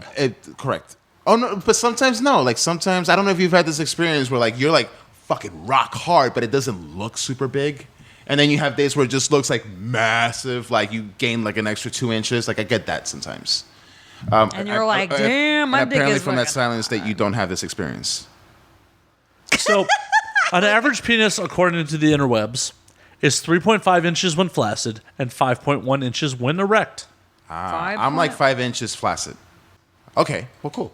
Anyway, so when girls are like, "Whoa, that is too big. I don't know if I can take it." I'm like, the fuck out of here. You want to see a big dick? And I'll pull it up and like, this is true. And they still give me shit for it. So imagine if I'm carrying fucking 12 inches. I can't even imagine the shit that they're going through. Yeah. Mm-hmm. Oh, yeah. Yeah. So God damn be careful what you wish for. Yeah, guys. Not all women want big cocks, okay? Yes, there are women who are size queens, but there is something to be said about that. No. Motion in the ocean. Actually, this is the one thing that I always like to say. I'm like, there is such a thing as too big. Yes. There is absolutely. such a thing as I think that's what we were just talking big. about. Yeah. There is such a thing as too big. Absolutely. And I'm just reiterating it for those listening. Like, there is such a thing as too big. Mm-hmm. And sometimes, and I've mentioned this many times before, and I'm just going to say it again since we're on the topic. Some dudes can have incredibly big cocks, but they don't even know how to use it because they think that's all they need. They think that all they need is a big dick. Which is crazy that you like, would oh, not know. I got a big dick. That's all I need. And then it's like, are you even, what's going on? But you would think, though, with a big dick that you recognize I have a huge dick. Like, this is not just a dick that can just do anything. Like, I have to take my time, and which in turn would make me a better lover. And then when I hear that, it's like, what the fuck, dude? Yeah. Know your equipment. Yeah.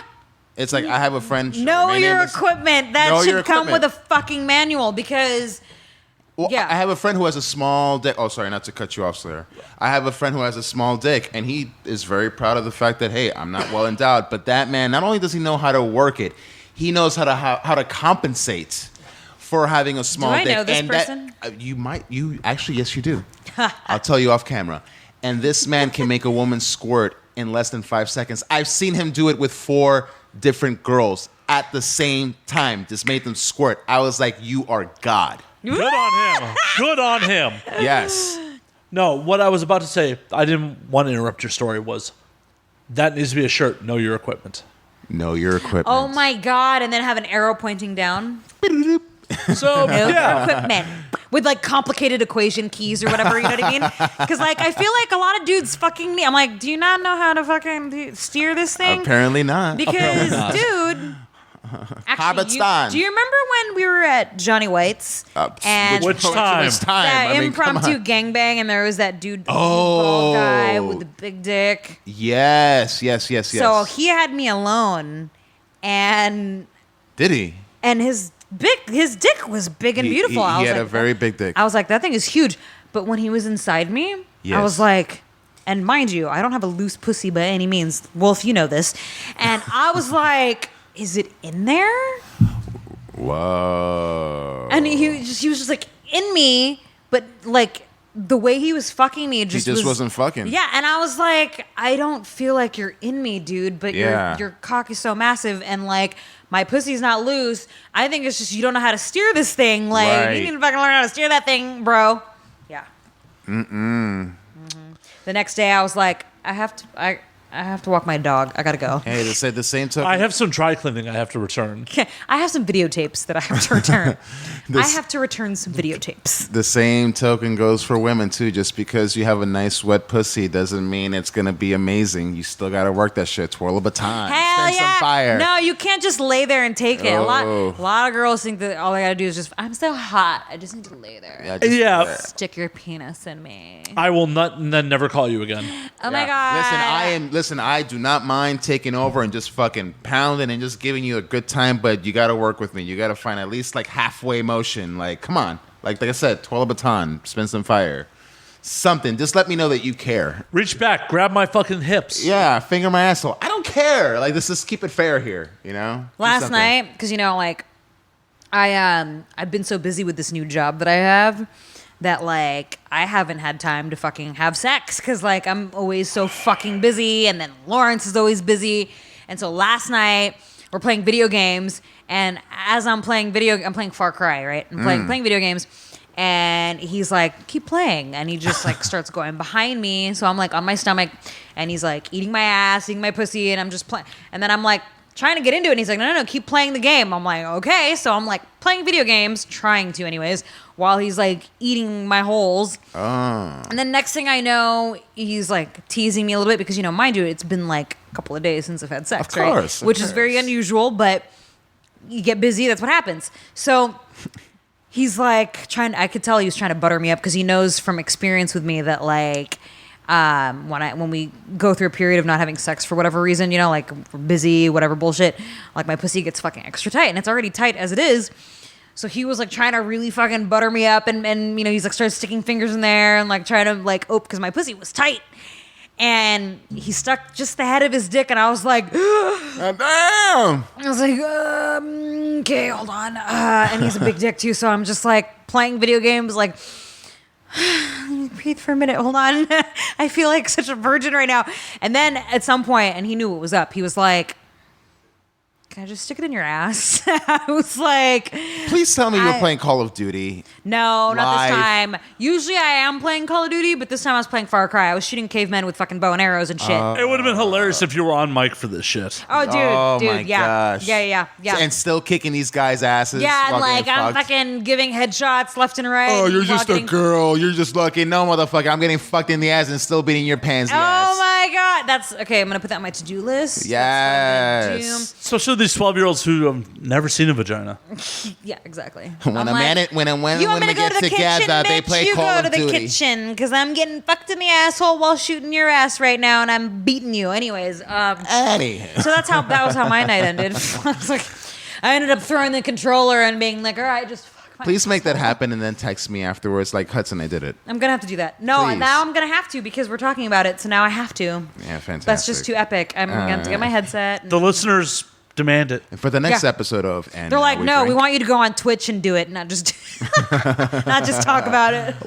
How many people have been banned from Twitch? Would you be the first? Oh, see, now that I don't know, but I know you can get banned Oh, I'm sure. for What's like Twitch? showing tit. Twitch is a network where people can stream their video game play. So basically, you put a camera. Like, if, for instance, like my PlayStation, right? I have a PlayStation camera, so it's like going on webcam, basically. Okay. But what happens is when I stream on Twitch, it shows the camera shows me playing the video game, Right. and then the other screen, it's like the screen shows me playing actual the game. the actual game, and then in the corner is my face, so they can see me playing the game. Right. And then there's a chat room. Okay. And I've heard of people getting banned on there before, like because you're not supposed to show nudity. It's a fucking kids. Also, are on were there. you like naked or something? No. I'm saying people that are listening right now, they're like, fuck talking about it, doing it. Go on Oh. Twitch to do it because Right. what better way to show that you're actually doing it? They Right. can see me playing the game and also see me getting fucked in Well, the I'll go out with a ass. bang, baby. Yeah. Like, and that's how Anna Cruz got banned from fucking Twitch. That's a great story. That's one for the Goals? ages. Hashtag goals? No. Goals. I agree with this goal wholeheartedly. Yeah. Yeah. Yeah. Yeah, you see? Yeah. Gonna get fucked in the ass. Yeah. You get banned for life See? while getting banged. Yeah. Yeah, I'm gonna get. Wolf Hudson's an old school gangster all of a sudden. Yeah, you see? Yeah, see? Yeah, well, I drink my wine and fuck you in the asshole, Slayer. I mean, Pass. no. Hard pass. Hard No, pass. not yet. I haven't taken you out to a nice fancy dinner or nice whiskey run. I don't know how to sweet talk you and court you. Wait, what works for you? Steak and whiskey. Can I Oh, have- steak and a whiskey. Can I pat? Can you pass? Not me a whiskey. the Steak and whiskey.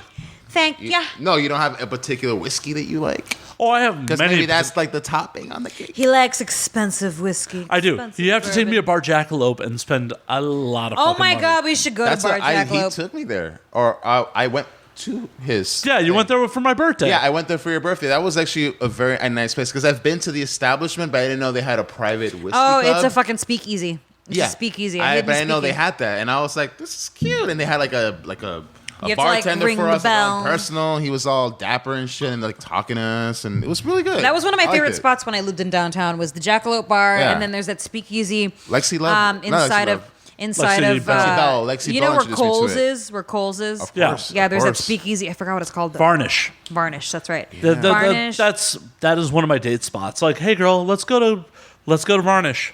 What was that one speakeasy that we went to where you needed the passcode with Oh, Shane? was that the R Bar? No, not the R Bar. I don't remember. It was in It K was- Town. It was in K Town. K-Town. No, the karaoke spot. No, it's No, not a no, no, karaoke no, spot. no. It was literally a speakeasy where they changed the password Every week. every weekend, and you have to like go out of your way to get it. And we got it, and then we went there. And they had like the little little slot on the door. Slot. They opened it it was like fucking Roger Rabbit. And shit. Yeah. They opened the little slot. What's the It was password? cool. It was a good establishment. That was fun. Yeah. You should text Shane. I and need to ask remember. him. I think it's not R Bar. Was it R I Bar? don't remember. I don't think so. It was a while ago. Let me look this up real quick. Yeah, because maybe Slayer might like to go there. I'm down. Hell yeah. I'm totally down. God damn, I have not been to Jackalope since my birthday. When was that? February. That wasn't that long ago, but it seems like a while ago. 4 months. That's too long to go to a fancy whiskey bar. Well, I keep forgetting we're in Trump era, so everything just seems longer. Sorry, I didn't mean to get political, ladies and gentlemen, but I went there. Everything just seems longer than it did, but it's just 4 months ago. I think it is R Bar. It is. I was right. It's It's R-Bar? R Bar. Yeah, because it says here, according to how to get into LA's best secret bars. Yeah. And It says K-Town? and then I looked up K Town because there's Lock and Key, which I've been there before. There's a place Yeah. called the Red Door too, but I think the one that we went to specifically. And Jackalope's even listed on here too. It says you have to have a secret password. So I'm pretty sure, because remember I said R Bar at first? Yeah. Because I was like, I feel like Yeah, it was called well, R Bar. there you go. R Bar. It says this divey K-Town bar is marked only with an R on the outside, but inside are great bands and a good hang if you know the password. I think that'd be a good Slayer joint. And then it says how to get in, you have to know the passwords. I'm totally down. I love speakeasies. Let's do that. And me too. And I love No Vacancy. It's another favorite spot of mine. I've never been to that one. Oh. Oh. We gonna go. Oh, We gonna go. I have to go to No Vacancy at some point. I've never actually been there. You've never been there? No, and the worst part is I know a bunch of people that work the door. what the hell, man? They know me there because that used to be my spot when I was like constantly. Well, when I used to live near there, and I was going When to my you tram. So do you know David with the funny fucking hat? I don't. Wait, he does wear a hat. Yeah. Yeah, but I don't know his name. That's David. Oh my God, he knows me. He's always like, "Hey," and I'm like, "Hey." You're always here with a different person. Yeah, about that. Because I'm a hoe for show. Okay, anyways. At least we're honest. I can only imagine what those people think of me when they see me, like, oh, it's fucking Wednesday night. Honestly, Thursday night. I probably think that they want a piece of that. They're like, damn, that dude is lucky. Or her. I don't know who you go in with. Yeah, but I'm sure they're like, both. I want a piece of that. Yeah. I don't think they're judging you. Nah. Nah. So, Cruz, I think it's going to be my goal to find a nice woman to do a speak tour with. Yeah. We do need to do karaoke, though. You're looking at me like... Yeah, because no one wants to hear me sing. No, because remember when we went to K-Town and we did karaoke in our little private I'll room? make love to you like you want me to, and I'll hold you tight, baby, all through the night. Well, Hudson, all four Boys to Men. I sing the classics. Oh shit! No, that would. I'm actually curious. Yes. My brain went there. What was the song you lost your virginity to? I did not lose to a song. What Same. soundtrack? What? No, I did not. No music whatsoever? There was no music. Do you want me to Mine tell was you a my movie. story of how I lost my virginity? I do. I mean, not counting anal, because I did fuck a girl anal. She was Catholic. My first true story. First vaginal experience was at 14. So I've always had a French maid fetish. I don't know why, but that's it. And so I used to live in the Dominican Republic. That's where my family's from. And my mother had a house cleaner. She was this beautiful 19-year-old, big-breasted, beautiful damn ass. And so I had no clue how to flirt with girls, how to do anything, but I just knew that this girl, I had to somehow figure it out and fuck the shit out of her. So within the process of her living there, I managed to make out with her, but didn't have sex. And then I want to say from the time I kissed her to the time I had sex, it was like 2 weeks. I went to school. I was going to a private school. I realized that it was a half a day. So I'm like, fuck yeah. I go to my house. I see her. She's in the kitchen cooking. I go to my bedroom, turn on the TV. And then she comes in a few minutes later and she's like, hey, do you mind if I watch TV with you while I'm on my break? I'm like, sure. So she sits down next to me, and I've never had this true experience of like sexual tension. And I'm like, oh shit, it's going to happen. Fuck. Oh my God. The anticipation. No, and she just grabbed my head, started making out with me. I'm like, it's on. So I didn't care about her. Sometimes you just fucking know. You just fucking know for 14. And I didn't care about her sucking my dick or anything. I pushed her down. I'm eating her pussy out. It's fantastic. And I guess I did a good job because she was like, fuck me now. I'm like, you got it. Best 3 minutes of my life. Everything was best 2 minutes of my life. But then reason comes into place. And I'm like, oh shit. Wipe that cum off. I didn't want you to get pregnant. And I was like, no, you came on top of me. No, wipe it off. I follow her to the bathroom to wipe it off. She gets fired a few days later. I find out a few months later that she was fired because my mom caught me having sex with this woman. And once it was finally out in the open that we both knew what had happened, she went ahead and told everybody. She told my grandmother. She told her coworkers. Wait, your mom told my her? mom. Told my brother. Told the construction workers at her new beauty salon. She told everybody. How'd your brother take it? Was he jealous? Oh, my brother was like, yo, my man. No, he was my older brother. He was like 9 years older than me. Well, yeah, but I would imagine that if she was that hot, he'd be a little jealous. Oh, no, he's my bro. But see, no, he was this is like the stories that people are like, yeah, fucking the maid. Dude, that's not a story that I wanted her to reveal. Like, it was, honestly, from that moment on, I have never brought a woman to meet my mom. Like, for the longest time, my mom thought I was gay. Oh, shit. Because I never said I was in a relationship or anything. So my mom just assumed I was gay. But obviously then once she caught me having sex with a woman. Oh, she thought you were gay before that. Okay. Right, because I was an ugly duckling, so I wasn't getting girlfriends at all. And he's like, he doesn't show interest in girls or anything. Not knowing, I did, but I was just shy. Yeah. And then she saw me have sex and was like, well, clearly, but still, she was like, maybe that's what was the one Wait, off. where did she catch you? That was the one at my house. So apparently, she came home and she was going to pick up some food that she was cooking. Oh my God. To take back to work. Oh my God. And so she walks in, she doesn't see anybody, and she hears something. So she walks in. I can't even imagine the sight of my asshole fucking going up and down, because that's the only position I was in. I was on top of her. And and then she was like, I think a part of her, she was proud. She was like, oh, thank goodness, he's not gay. Ay, Dios mío. And she left, and so that was it. But I never introduced her until a few years ago. So I gotta know, did you ever try to track her down?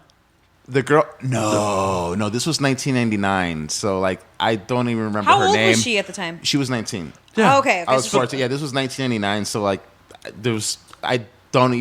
never even got her last name. I know her first name. It was Risa. Okay. But yeah, there's no way for me to track her down. Damn. I know, but I'll never forget that I fucked the maid. That's that's baller. I know, right? Yeah. The boy that I lost my virginity to, he tracked me down on Twitter. He actually, yeah. Well, this is what happens when you fuck in America. I didn't fuck in America. I fucked in Santo Domingo. Santo It's a Domingo. tropical with a beautiful black girl. She was fucking dope, girl. Like, you and I have the same type of woman. We do. You and I have the same taste. We in have women. the same taste in women. Like, this That girl is something was. that you and I definitely like. Yes. Yeah. We mesh. This girl was just to the T, just beautiful. Oh my God! And I've since then I guess I've been seeking a woman like her ever since, and I think I've done pretty good. Pretty good. yeah, pretty good. Yeah. So, but there was no soundtrack, but I have made up for that, and I've fucked to some of the most glorious music. Sade. I went there. Ooh, hey. Oh shit. You're giving me the sweetest taboo. Cruz. Oh yeah. That's why I'm in love with you. Holy shit. Smooth operator. Don't need to ask, he's a smooth operator. Cruz, was there a soundtrack for your first time? No, when I lost my virginity, literally. Okay. I was fucking barely 16. I just turned 16. This was Christmas, the day after Christmas, 2000. And it was with this boy. He was a virgin as well. This was after Christmas, so it was during Christmas break. My cousin, my older cousin, who was still a virgin, she was in my dad's recliner, because this was in the living room. We were watching Romeo Must Die. Oh, Jesus Christ. A classic. We were watching. It was like a new film back then. I mean, like, it's Jet Li, of course. it was Rest a in peace, Aaliyah. Yeah, rest in peace, exactly. Rest in Aaliyah. peace, Aaliyah. This was like a new And, movie at the DMX. time. And so No, DMX is quite alive. No. DMX was in that movie. I was like, what's up? Oh, I thought you were saying rest in peace. Oh, DMX. no, I'm sorry. like, no. Sorry, continue, Cruz. He's on doing crazy shit. He's still alive. You might as well. No, he's definitely still alive. But anyways, no. So my cousin was in my dad's recliner, like 4 feet away from where we were on the couch. She was on the recliner. We're watching Romeo Must Die. My dad is literally down the hallway from the living room in his bedroom, like on the computer or whatever the fuck. And me and my boyfriend are on the couch. We have blankets and stuff.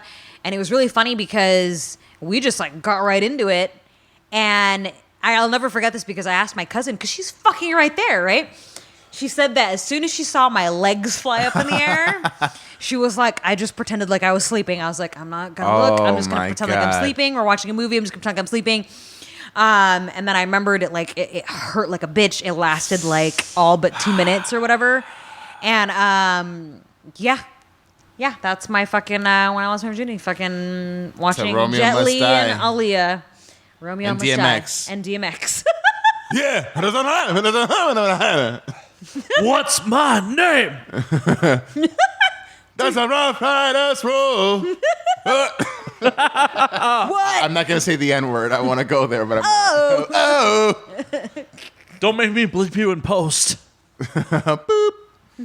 Yeah. I don't know how to, so please don't make me. I just thought of something. So after I had sex with Risa, I went ahead and actually walked to my mother's beauty salon. And I do distinctly remember as I'm walking, I was walking with this amazing confidence with my chest up. And I'm looking at the older dudes and kind of like, yeah, I'm part of the club. And in my head, kid you not, I am listening to Stayin' Alive, Bee Gees.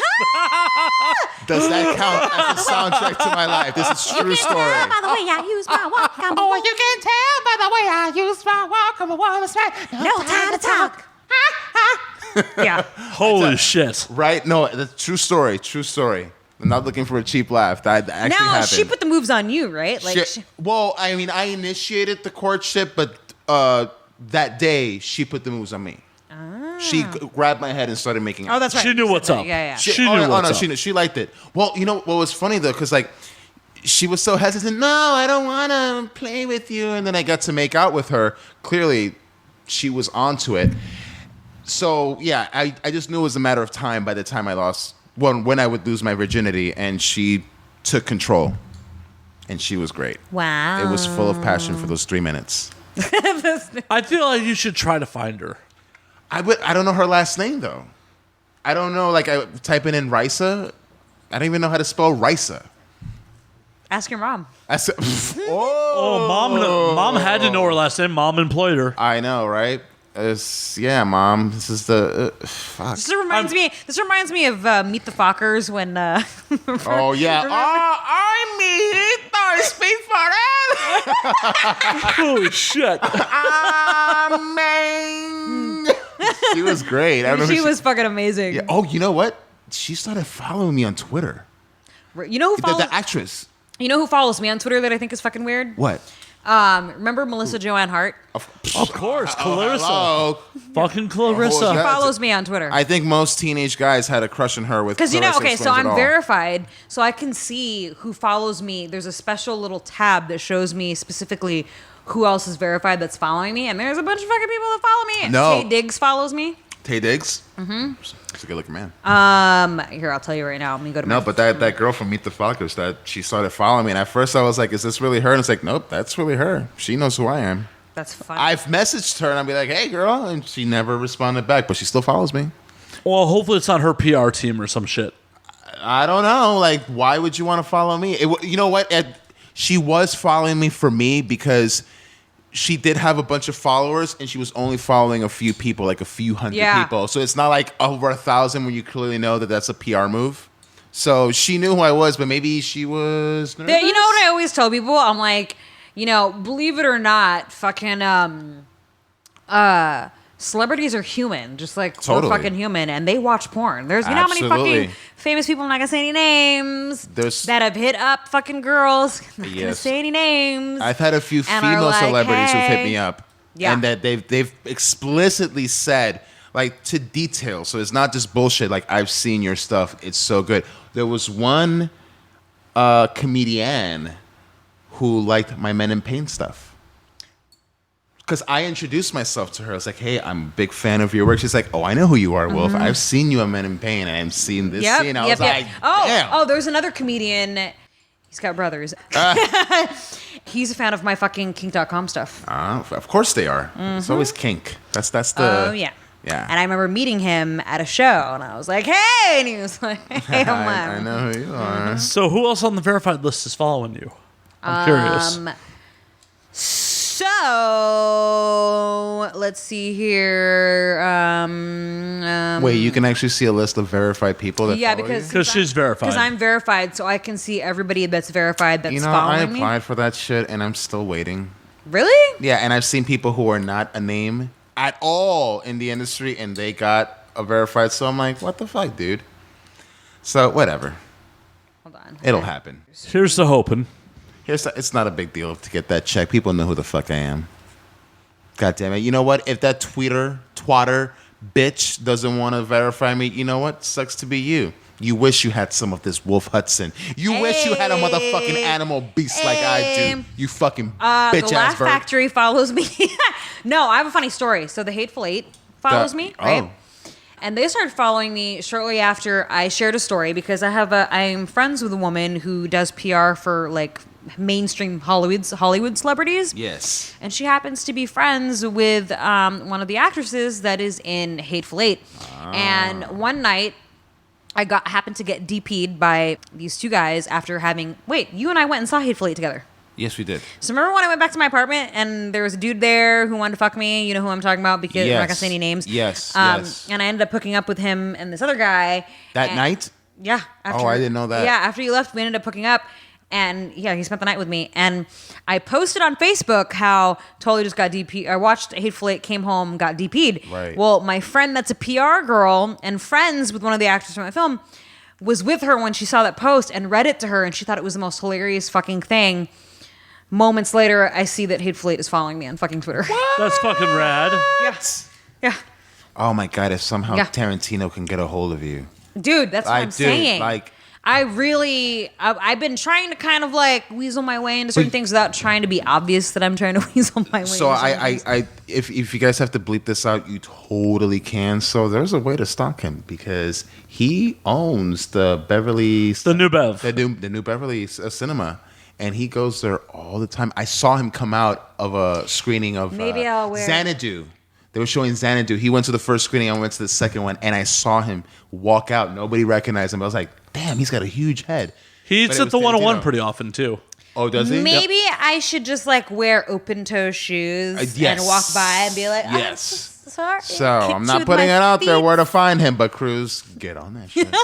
I mean, because he's up to his last 2 movies. Yeah, I know. He's going up to 10. So, dude, get in that shit somehow. Yeah, I need to. There should be a foot scene with you. Get on it. Get on that shit. Get on that shit. That's what fucking people keep telling me. I would literally like re-worship you from the beginning if you got into a Tarantino movie. I'm on it. Like there'd be a new type of fandom. I'm on it. Yeah, do it, girl. Because I mean, there's a couple of famous people that I've actually spoken to on fucking Twitter that you know are in the industry that I'm just like, let's do stuff, and then they'd be totally down, and then I'm like, and then now that I'm not an adult anymore, I'm kind of utilizing that factor because there's this one guy who wrote and directed some fun stuff and was like, yeah, I'm trying to cast a movie based on a fucking graphic novel that I wrote, and because someone else had like. Suggested me, and I was still working an adult at the time. And then now that I'm not, I kind of pinged him a little bit, like, "Hey, how's it going? Remember me? Hey. So I don't shoot porn anymore, you know. Just so you know." You know what? I believe in you. I believe in me too. Please. I kind of do. Positive thinking, man. Yeah. I kind of believe in you. I Okay, mean, well, fuck you, Slayer. Which position? Too soon? Giggity. Giggity. Giggity. Giggity. Yeah, so make that happen, Cruz. Come on. I want to make that happen. Get some sort of weird-ass fucking story to go out there that somehow correlates with Tarantino and just make it happen. Or just stalk him. You know 2 locations now where you can go see him. I know a woman that used to date him. And? Don't torture us with narrative. Oh. Yeah. Yeah. Oh. Yeah. She wanted me to teach her how to squirt, and I was like, well.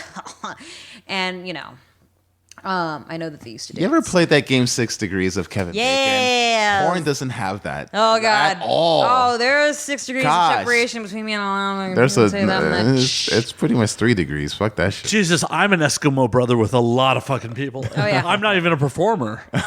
Yeah. Oh, man. Yeah, that's funny. Anywho.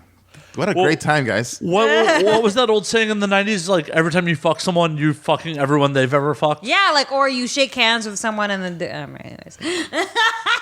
Yeah, you are, You are what you eat.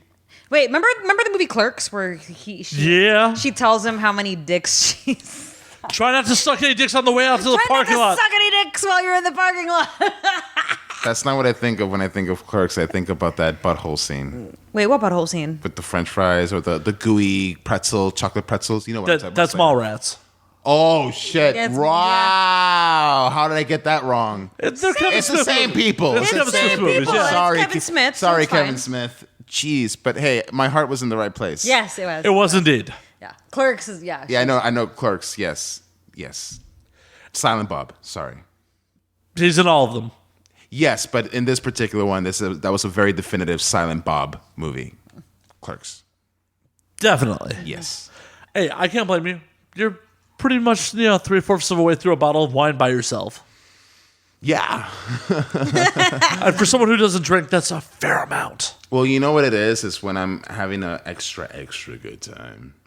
That's when things get real. That's when Wolf Hudson starts to spill the beans. When he goes into the kitchen, boils some water, gets a tea bag, drinks that tea and spills it. And if you want more, get him another bottle. But in this case, we don't have a bottle, so we're going to have to wait until the next episode of And Now We Drink. We have white wine. Oh. We do. No! I like how there's just like a moment No, of I silence. was going to think of this Russian joke, but I'm like, I don't want to go there. And now that I put it out there, I feel like, fuck it. No. Do it. No, Do it. No, it's too late. The joke's over. No, but yes, I did. No, whenever I have a good time, I end up drinking, as one should. Wine is really the only one that I can drink. I can't do anything else. Like, there's no way I can do Jefferson's. That would kick my ass. My liver would just be like, fuck you, dude. I'm going to punch you for the next couple days. I'm sorry. I don't have that willpower. Not willpower. I don't have that power anymore. My liver just can't take it. It's a weakling. Mine's always in training. Okay, I just want to read what this fucking bottle of Jefferson's also says on here. It says, all men are created equal. The same cannot be said about bourbon. I believe that. Well, no, I actually don't believe that. Not all men are created equal. Some people have donkey dicks. Some people don't. As we were mentioning already today. I was just thinking, though, maybe you should have an academy of individuals who would like to learn how to expand their liver for alcohol intake. Are you suggesting I teach a class on drinking? Yes. Oh my God. Yes. I was Drinking with Slayer. I was trying to be a little bit more sophisticated, but clearly my alcohol intake has not allowed me to do that. I keep going around circles. Yes, teach people how to drink. Hey, I'm pretty direct and lowbrow. Yeah. I think that'd be a good thing. I'm sure there are individuals like, you know what? I just can't fucking drink. I keep getting hung over and I can't keep up. What am I to do? Well, some of it's genetics. Some of it's diet. Some of it's just practice. But you can still give structure. It's like, Oh, yeah. Don't be a fucking amateur. Use common sense. Don't fucking mix your drinks, you fucking sick dimwit. I wish I could give that advice, but I've been guilty of that a couple times. Yeah, but you're still a pro, though. So it's like, it's less often. I'm giving you the benefit of the doubt. Just roll with it. I will happily roll with it. Cruz, jump in if you want to, please. Whenever you No, want. normally it's just whiskey. The exception is like when I go to the Comedy Store because their alcohol yeah. prices are fucking pricey, and buying a bottle of wine is much cheaper than buying. Yes. Yeah, because Two when fuck- you go, when you go to a any comedy place, there's always a 2-drink minimum. Even I've never yeah. been to a comedy place Yeah. that didn't say there was no 2-drink No, minimum. that's true. Right. That's true. So, but Even to get a fucking Coke. yeah, like, cause some people are like, I'll just get soda or Yeah. like water or some It's shit. a Because two- I've it's a done that 2-drink before, minimum. like back in the day. But Yeah. like we've gone to the Comedy Store, for example, before, and it was like, we might as well just fucking share a bottle because it kind of counts Mm-hmm. towards One bottle counts as 4 drinks. Yeah. Yeah. So that was like, might as well get a bottle to make it worth the Yeah. fucking. So you know. it's one bottle for $30 for 4 drinks, or $12 at Makers on the Rocks. Yeah, and that's $24 already yeah, for 2 yeah. drinks. So I usually get wine drunk at the Comedy Store. Yeah. No, but you know what? I honestly do believe there needs to be a school for that, because how many ratchet people have we seen? Come on. Clearly, it's like you're just drinking, and one, don't know your limit, don't know the rules of engagement. It's like there needs to be some sort of structure. Like, you know what? A to B. Start out this way, and then when you grow up, you can do this. If you're going to drink fruity drinks, know that fruity will fucking kick your ass. So sip that motherfucker. Well, all the Knock it down. fucking horrible sugar in it. Yeah, sugar is your worst enemy, so know what you're doing. Know your intake. We can break this down. I think there should be a school. Do it. There's Alcoholics Anonymous. That could still be there. But you can have... Cruz, help me out. We got to name the school. The school of... fuck.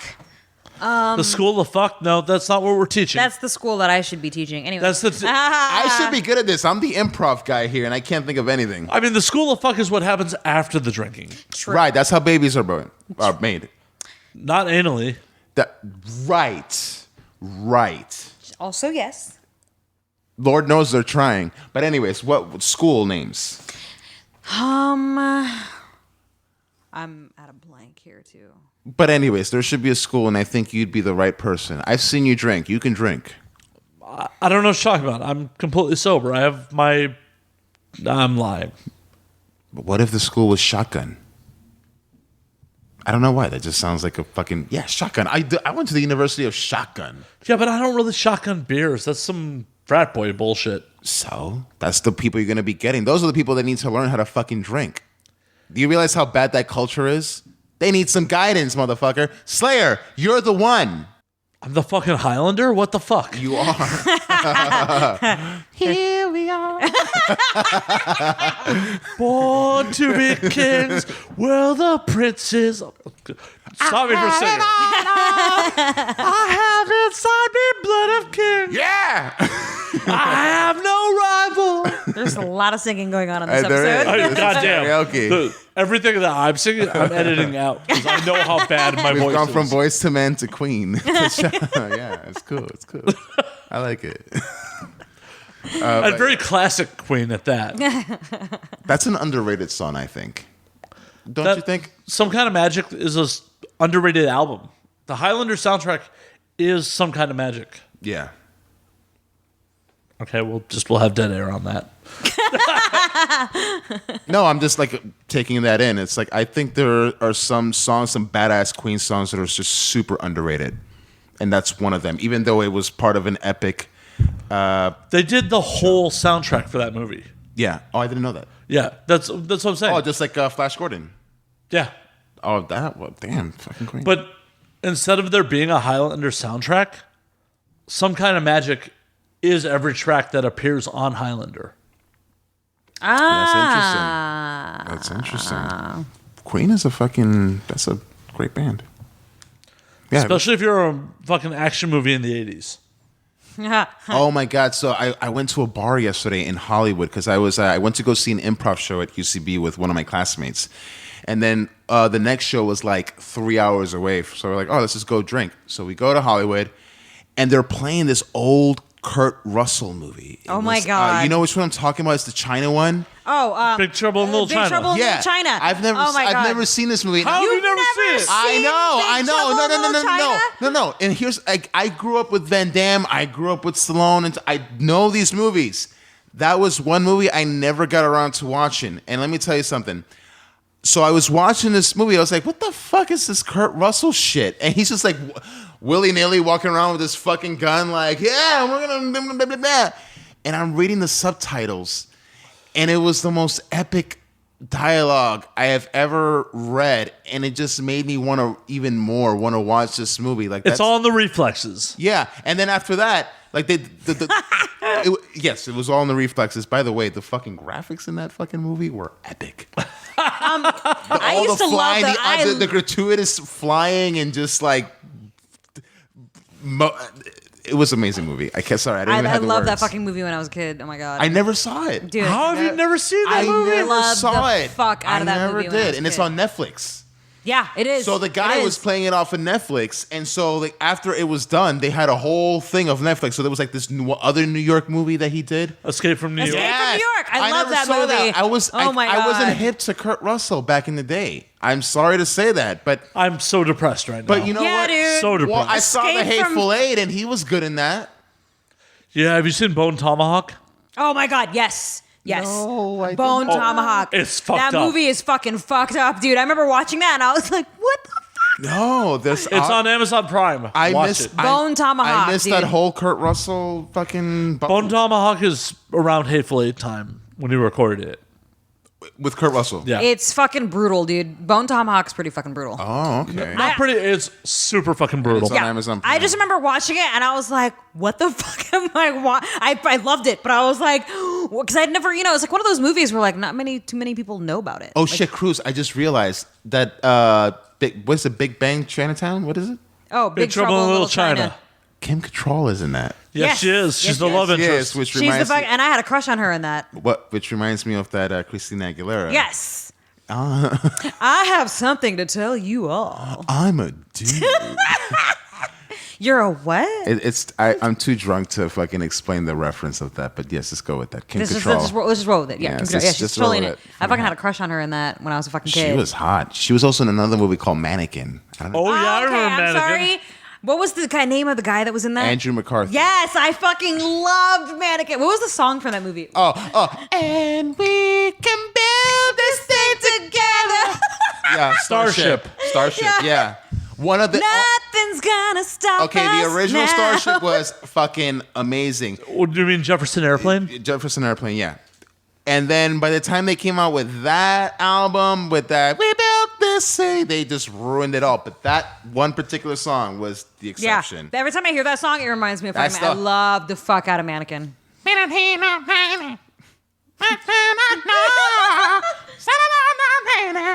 I don't know. I feel like this is the most musical episode we've Yeah. ever had. I know. Wolf Hudson. You in the house. say- Wolf Hudson I'm not even a crazy. musician. I forgot the words. I Something. don't know the words, but that's the good one. That's the good one.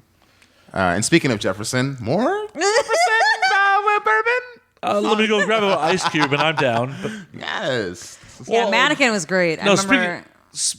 Speaking of Starship, what the fuck was that? God, I'm drawing a blank on that fucking Tom Cruise musical that came out. Oh, Rock of Ages. Rock of Ages. They did, and we built the city on rock and roll as part of it. I'm like, that was like the most corporate rock song ever, and you're using this as a protest song? What the fuck? That is not. Yeah, that's. Oh, wow.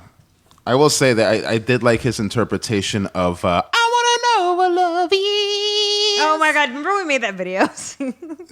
Did we make a video of that? I want you to fuck me. I don't remember we made a video. We made of a that. very, very quick video. I think it was for Instagram when Instagram was still kind of new. Oh, that's right. We were And- at Bonnie's house. Yeah, and you were like, I want to know what love is. And then I jumped in and I said, I want you to fuck me. Yes, I want to feel it. That's That right. was exactly it. Oh, you're just gonna hide. Well, remember we would take songs and change the lyrics. Like remember Oh, that one all song the by time. Drake? That one song by Drake where oh god, what was it? Damn. I had my cock in you. Yeah. I got a big dick and you know it. That's right. Yeah, we do that a lot. And then we also just have songs that we just sing normal and it's our beautiful And song. it's our thing. Now I had time of my life. No, I never felt this way before. Yes, I swear it's so true. And I owe it all to you. Believe it or not, Wolf is actually holding Annie above his head right now. Boom. I've been. All right, we're not gonna. I don't want this show to end on that note. This is the Dirty Dancing episode. No, but of that's actually our karaoke go-to. That is like if you get us in karaoke, like Wolf, let's do our song. There's And a video on YouTube. Yeah, there is a video on YouTube of me and him singing that song, and he sounds just like the guy. It's so funny. I sang in that shit. Yeah. Dale DeBone gave me the dirtiest look. Like why? Oh no, he did. I that's one name I don't mind putting out there. That motherfucker looked at me like, who the fuck does he think he is singing with Annie Cruz? Because then earlier in the night, I was dancing to Rock With You to Jessica Drake. I basically gave her a striptease, and I'm doing Rock With You. Oh, that's right. You did. You were like, Oh, I did, and everybody was loving it, and sure enough, she was loving it. And so then when we started doing that, he was like, who the fuck is this motherfucker? Who does he think he oh is? yeah, because he was in a band. Yeah, like, Okay, do you okay. realize who I am? Like, I'm like, fuck you, Dale DeBone. So what are the other go-tos? What are they? We don't have any other go-tos, I don't think. That was like our main thing. That was the our one- main the one- song. Although Shane, our good friend Shane, our go-to is always what's his face, Maxwell. Oh yeah. Maxwell and Boys to Men. And Boys to Men. You guys would always bust out with Boys to Men together Yeah. and like really get into it. But we'd always sing a woman's work or woman's worth. What is it? A Woman's Worth. Oh, yeah. Holy shit. Should be trying, but I just can't let it show. Whatever you need. For me, my go-to is Louis Prima, Just a Gigolo. An aristocrat, are we? I've been known to be fancy once or twice. Ah, that's cool. Do you have like a go-to song that you sing with like a buddy of yours? Like, this is our shit. Like a duet. Like or a duet, yeah. Sadly, no, though there is video proof of me and my buddy right before his wedding doing Opposites Attract. Okay. That's pretty cool. It's for his wedding. Like, he literally, the night before his wedding, he's like, we're doing karaoke in Georgia. We're in fucking Atlanta. Oh, they're totally like, the fuck are these faggots doing? And he's like, dude, let's do Paula Abdul. I'm like, it's your fucking wedding night. Fuck it. All right. That's a great video, by the way. And yeah, me and my buddy Tim are doing Opposites Attract in fucking Atlanta. No, that's what I'm saying. That people were like, Oh, and look at these motherfuckers doing. this is the early 2000s. Was your friend playing the cat? No, I was playing the cat. You were playing the cat. Cool. No, I was DJ Scat Cat. Yeah. Till halfway through the song, and he was so drunk he just stepped over my lines, and I had to go over and do Paula. Okay, that's cool. Such a shit show. I hope we can recreate this sometime.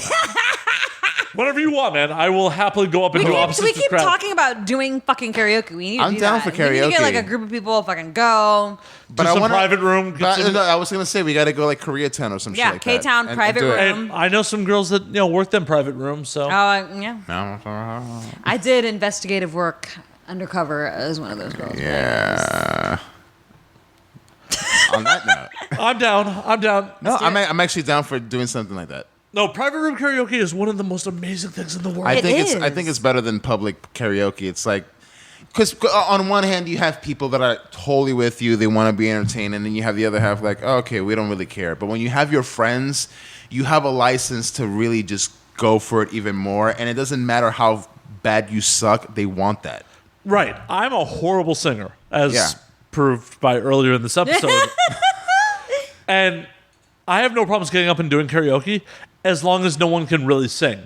Right. The minute someone who has real talent gets up and does, a public karaoke, I'm like, I don't want to get up. Well, I don't know, because like that could also, I like it when somebody can sing too, and then we can all just sing I did. along Okay, and just can I? get in there. I did the funniest shit ever. What were you gonna say? Go ahead. But if it's private room and it's just a group of friends, I don't give a fuck. See, I pulled this shit.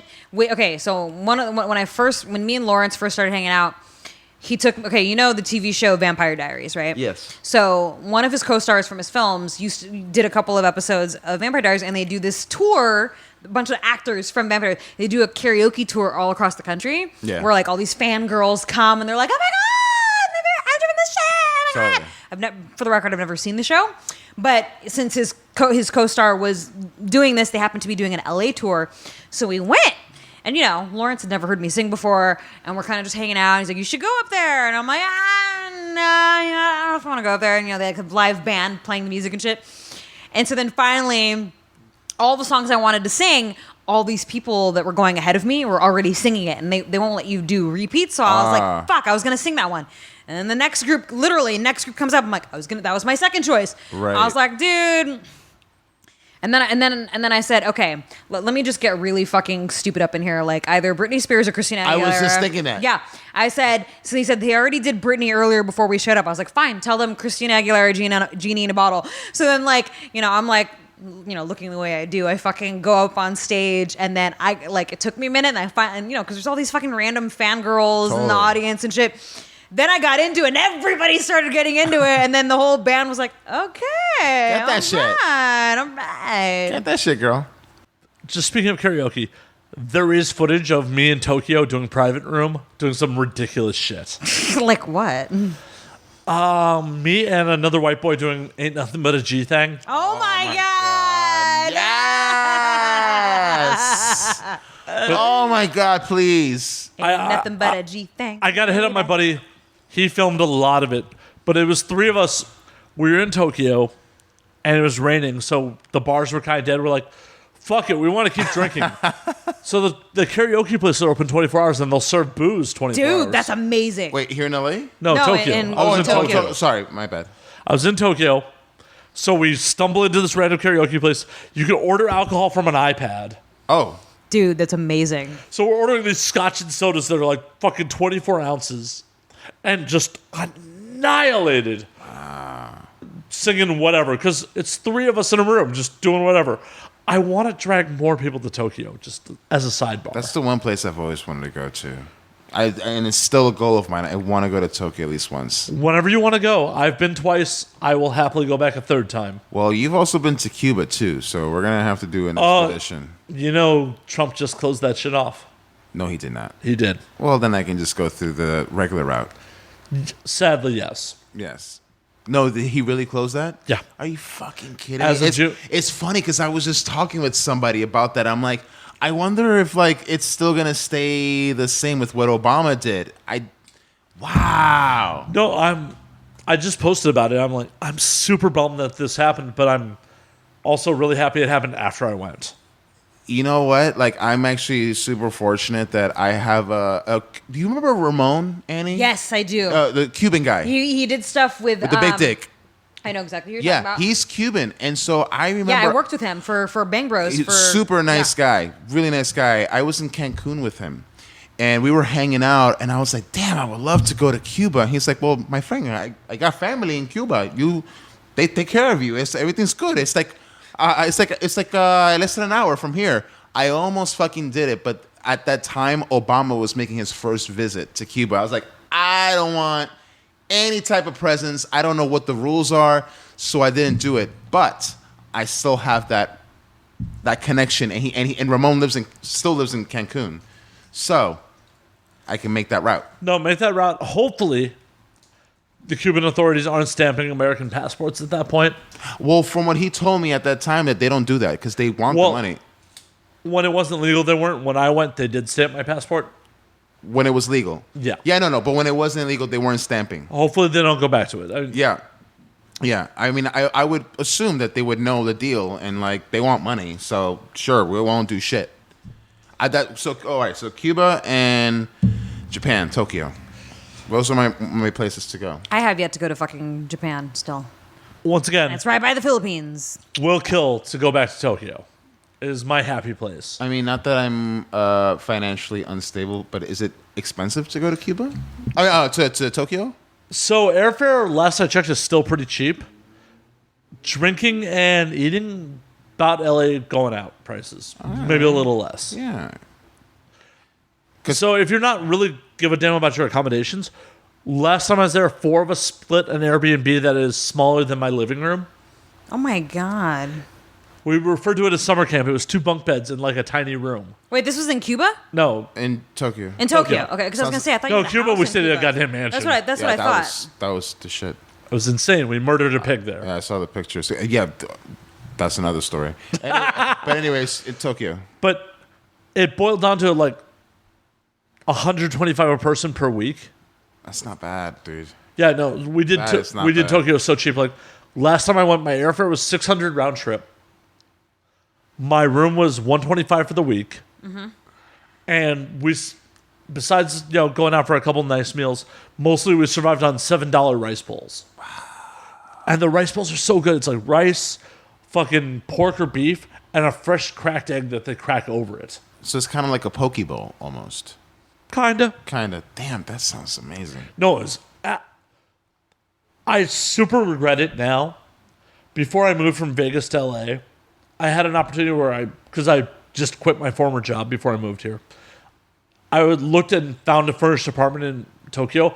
I was going to spend a month there before I moved to LA, and I didn't do it. What happened? The reality of it was I had been so on the road so much. I was just like, I need to get off the road. I need to establish a life again. Okay. In hindsight, I really regret it because I don't know another point in my life where I'll be like, yeah, I got the money. I'm going to spend a month in another country.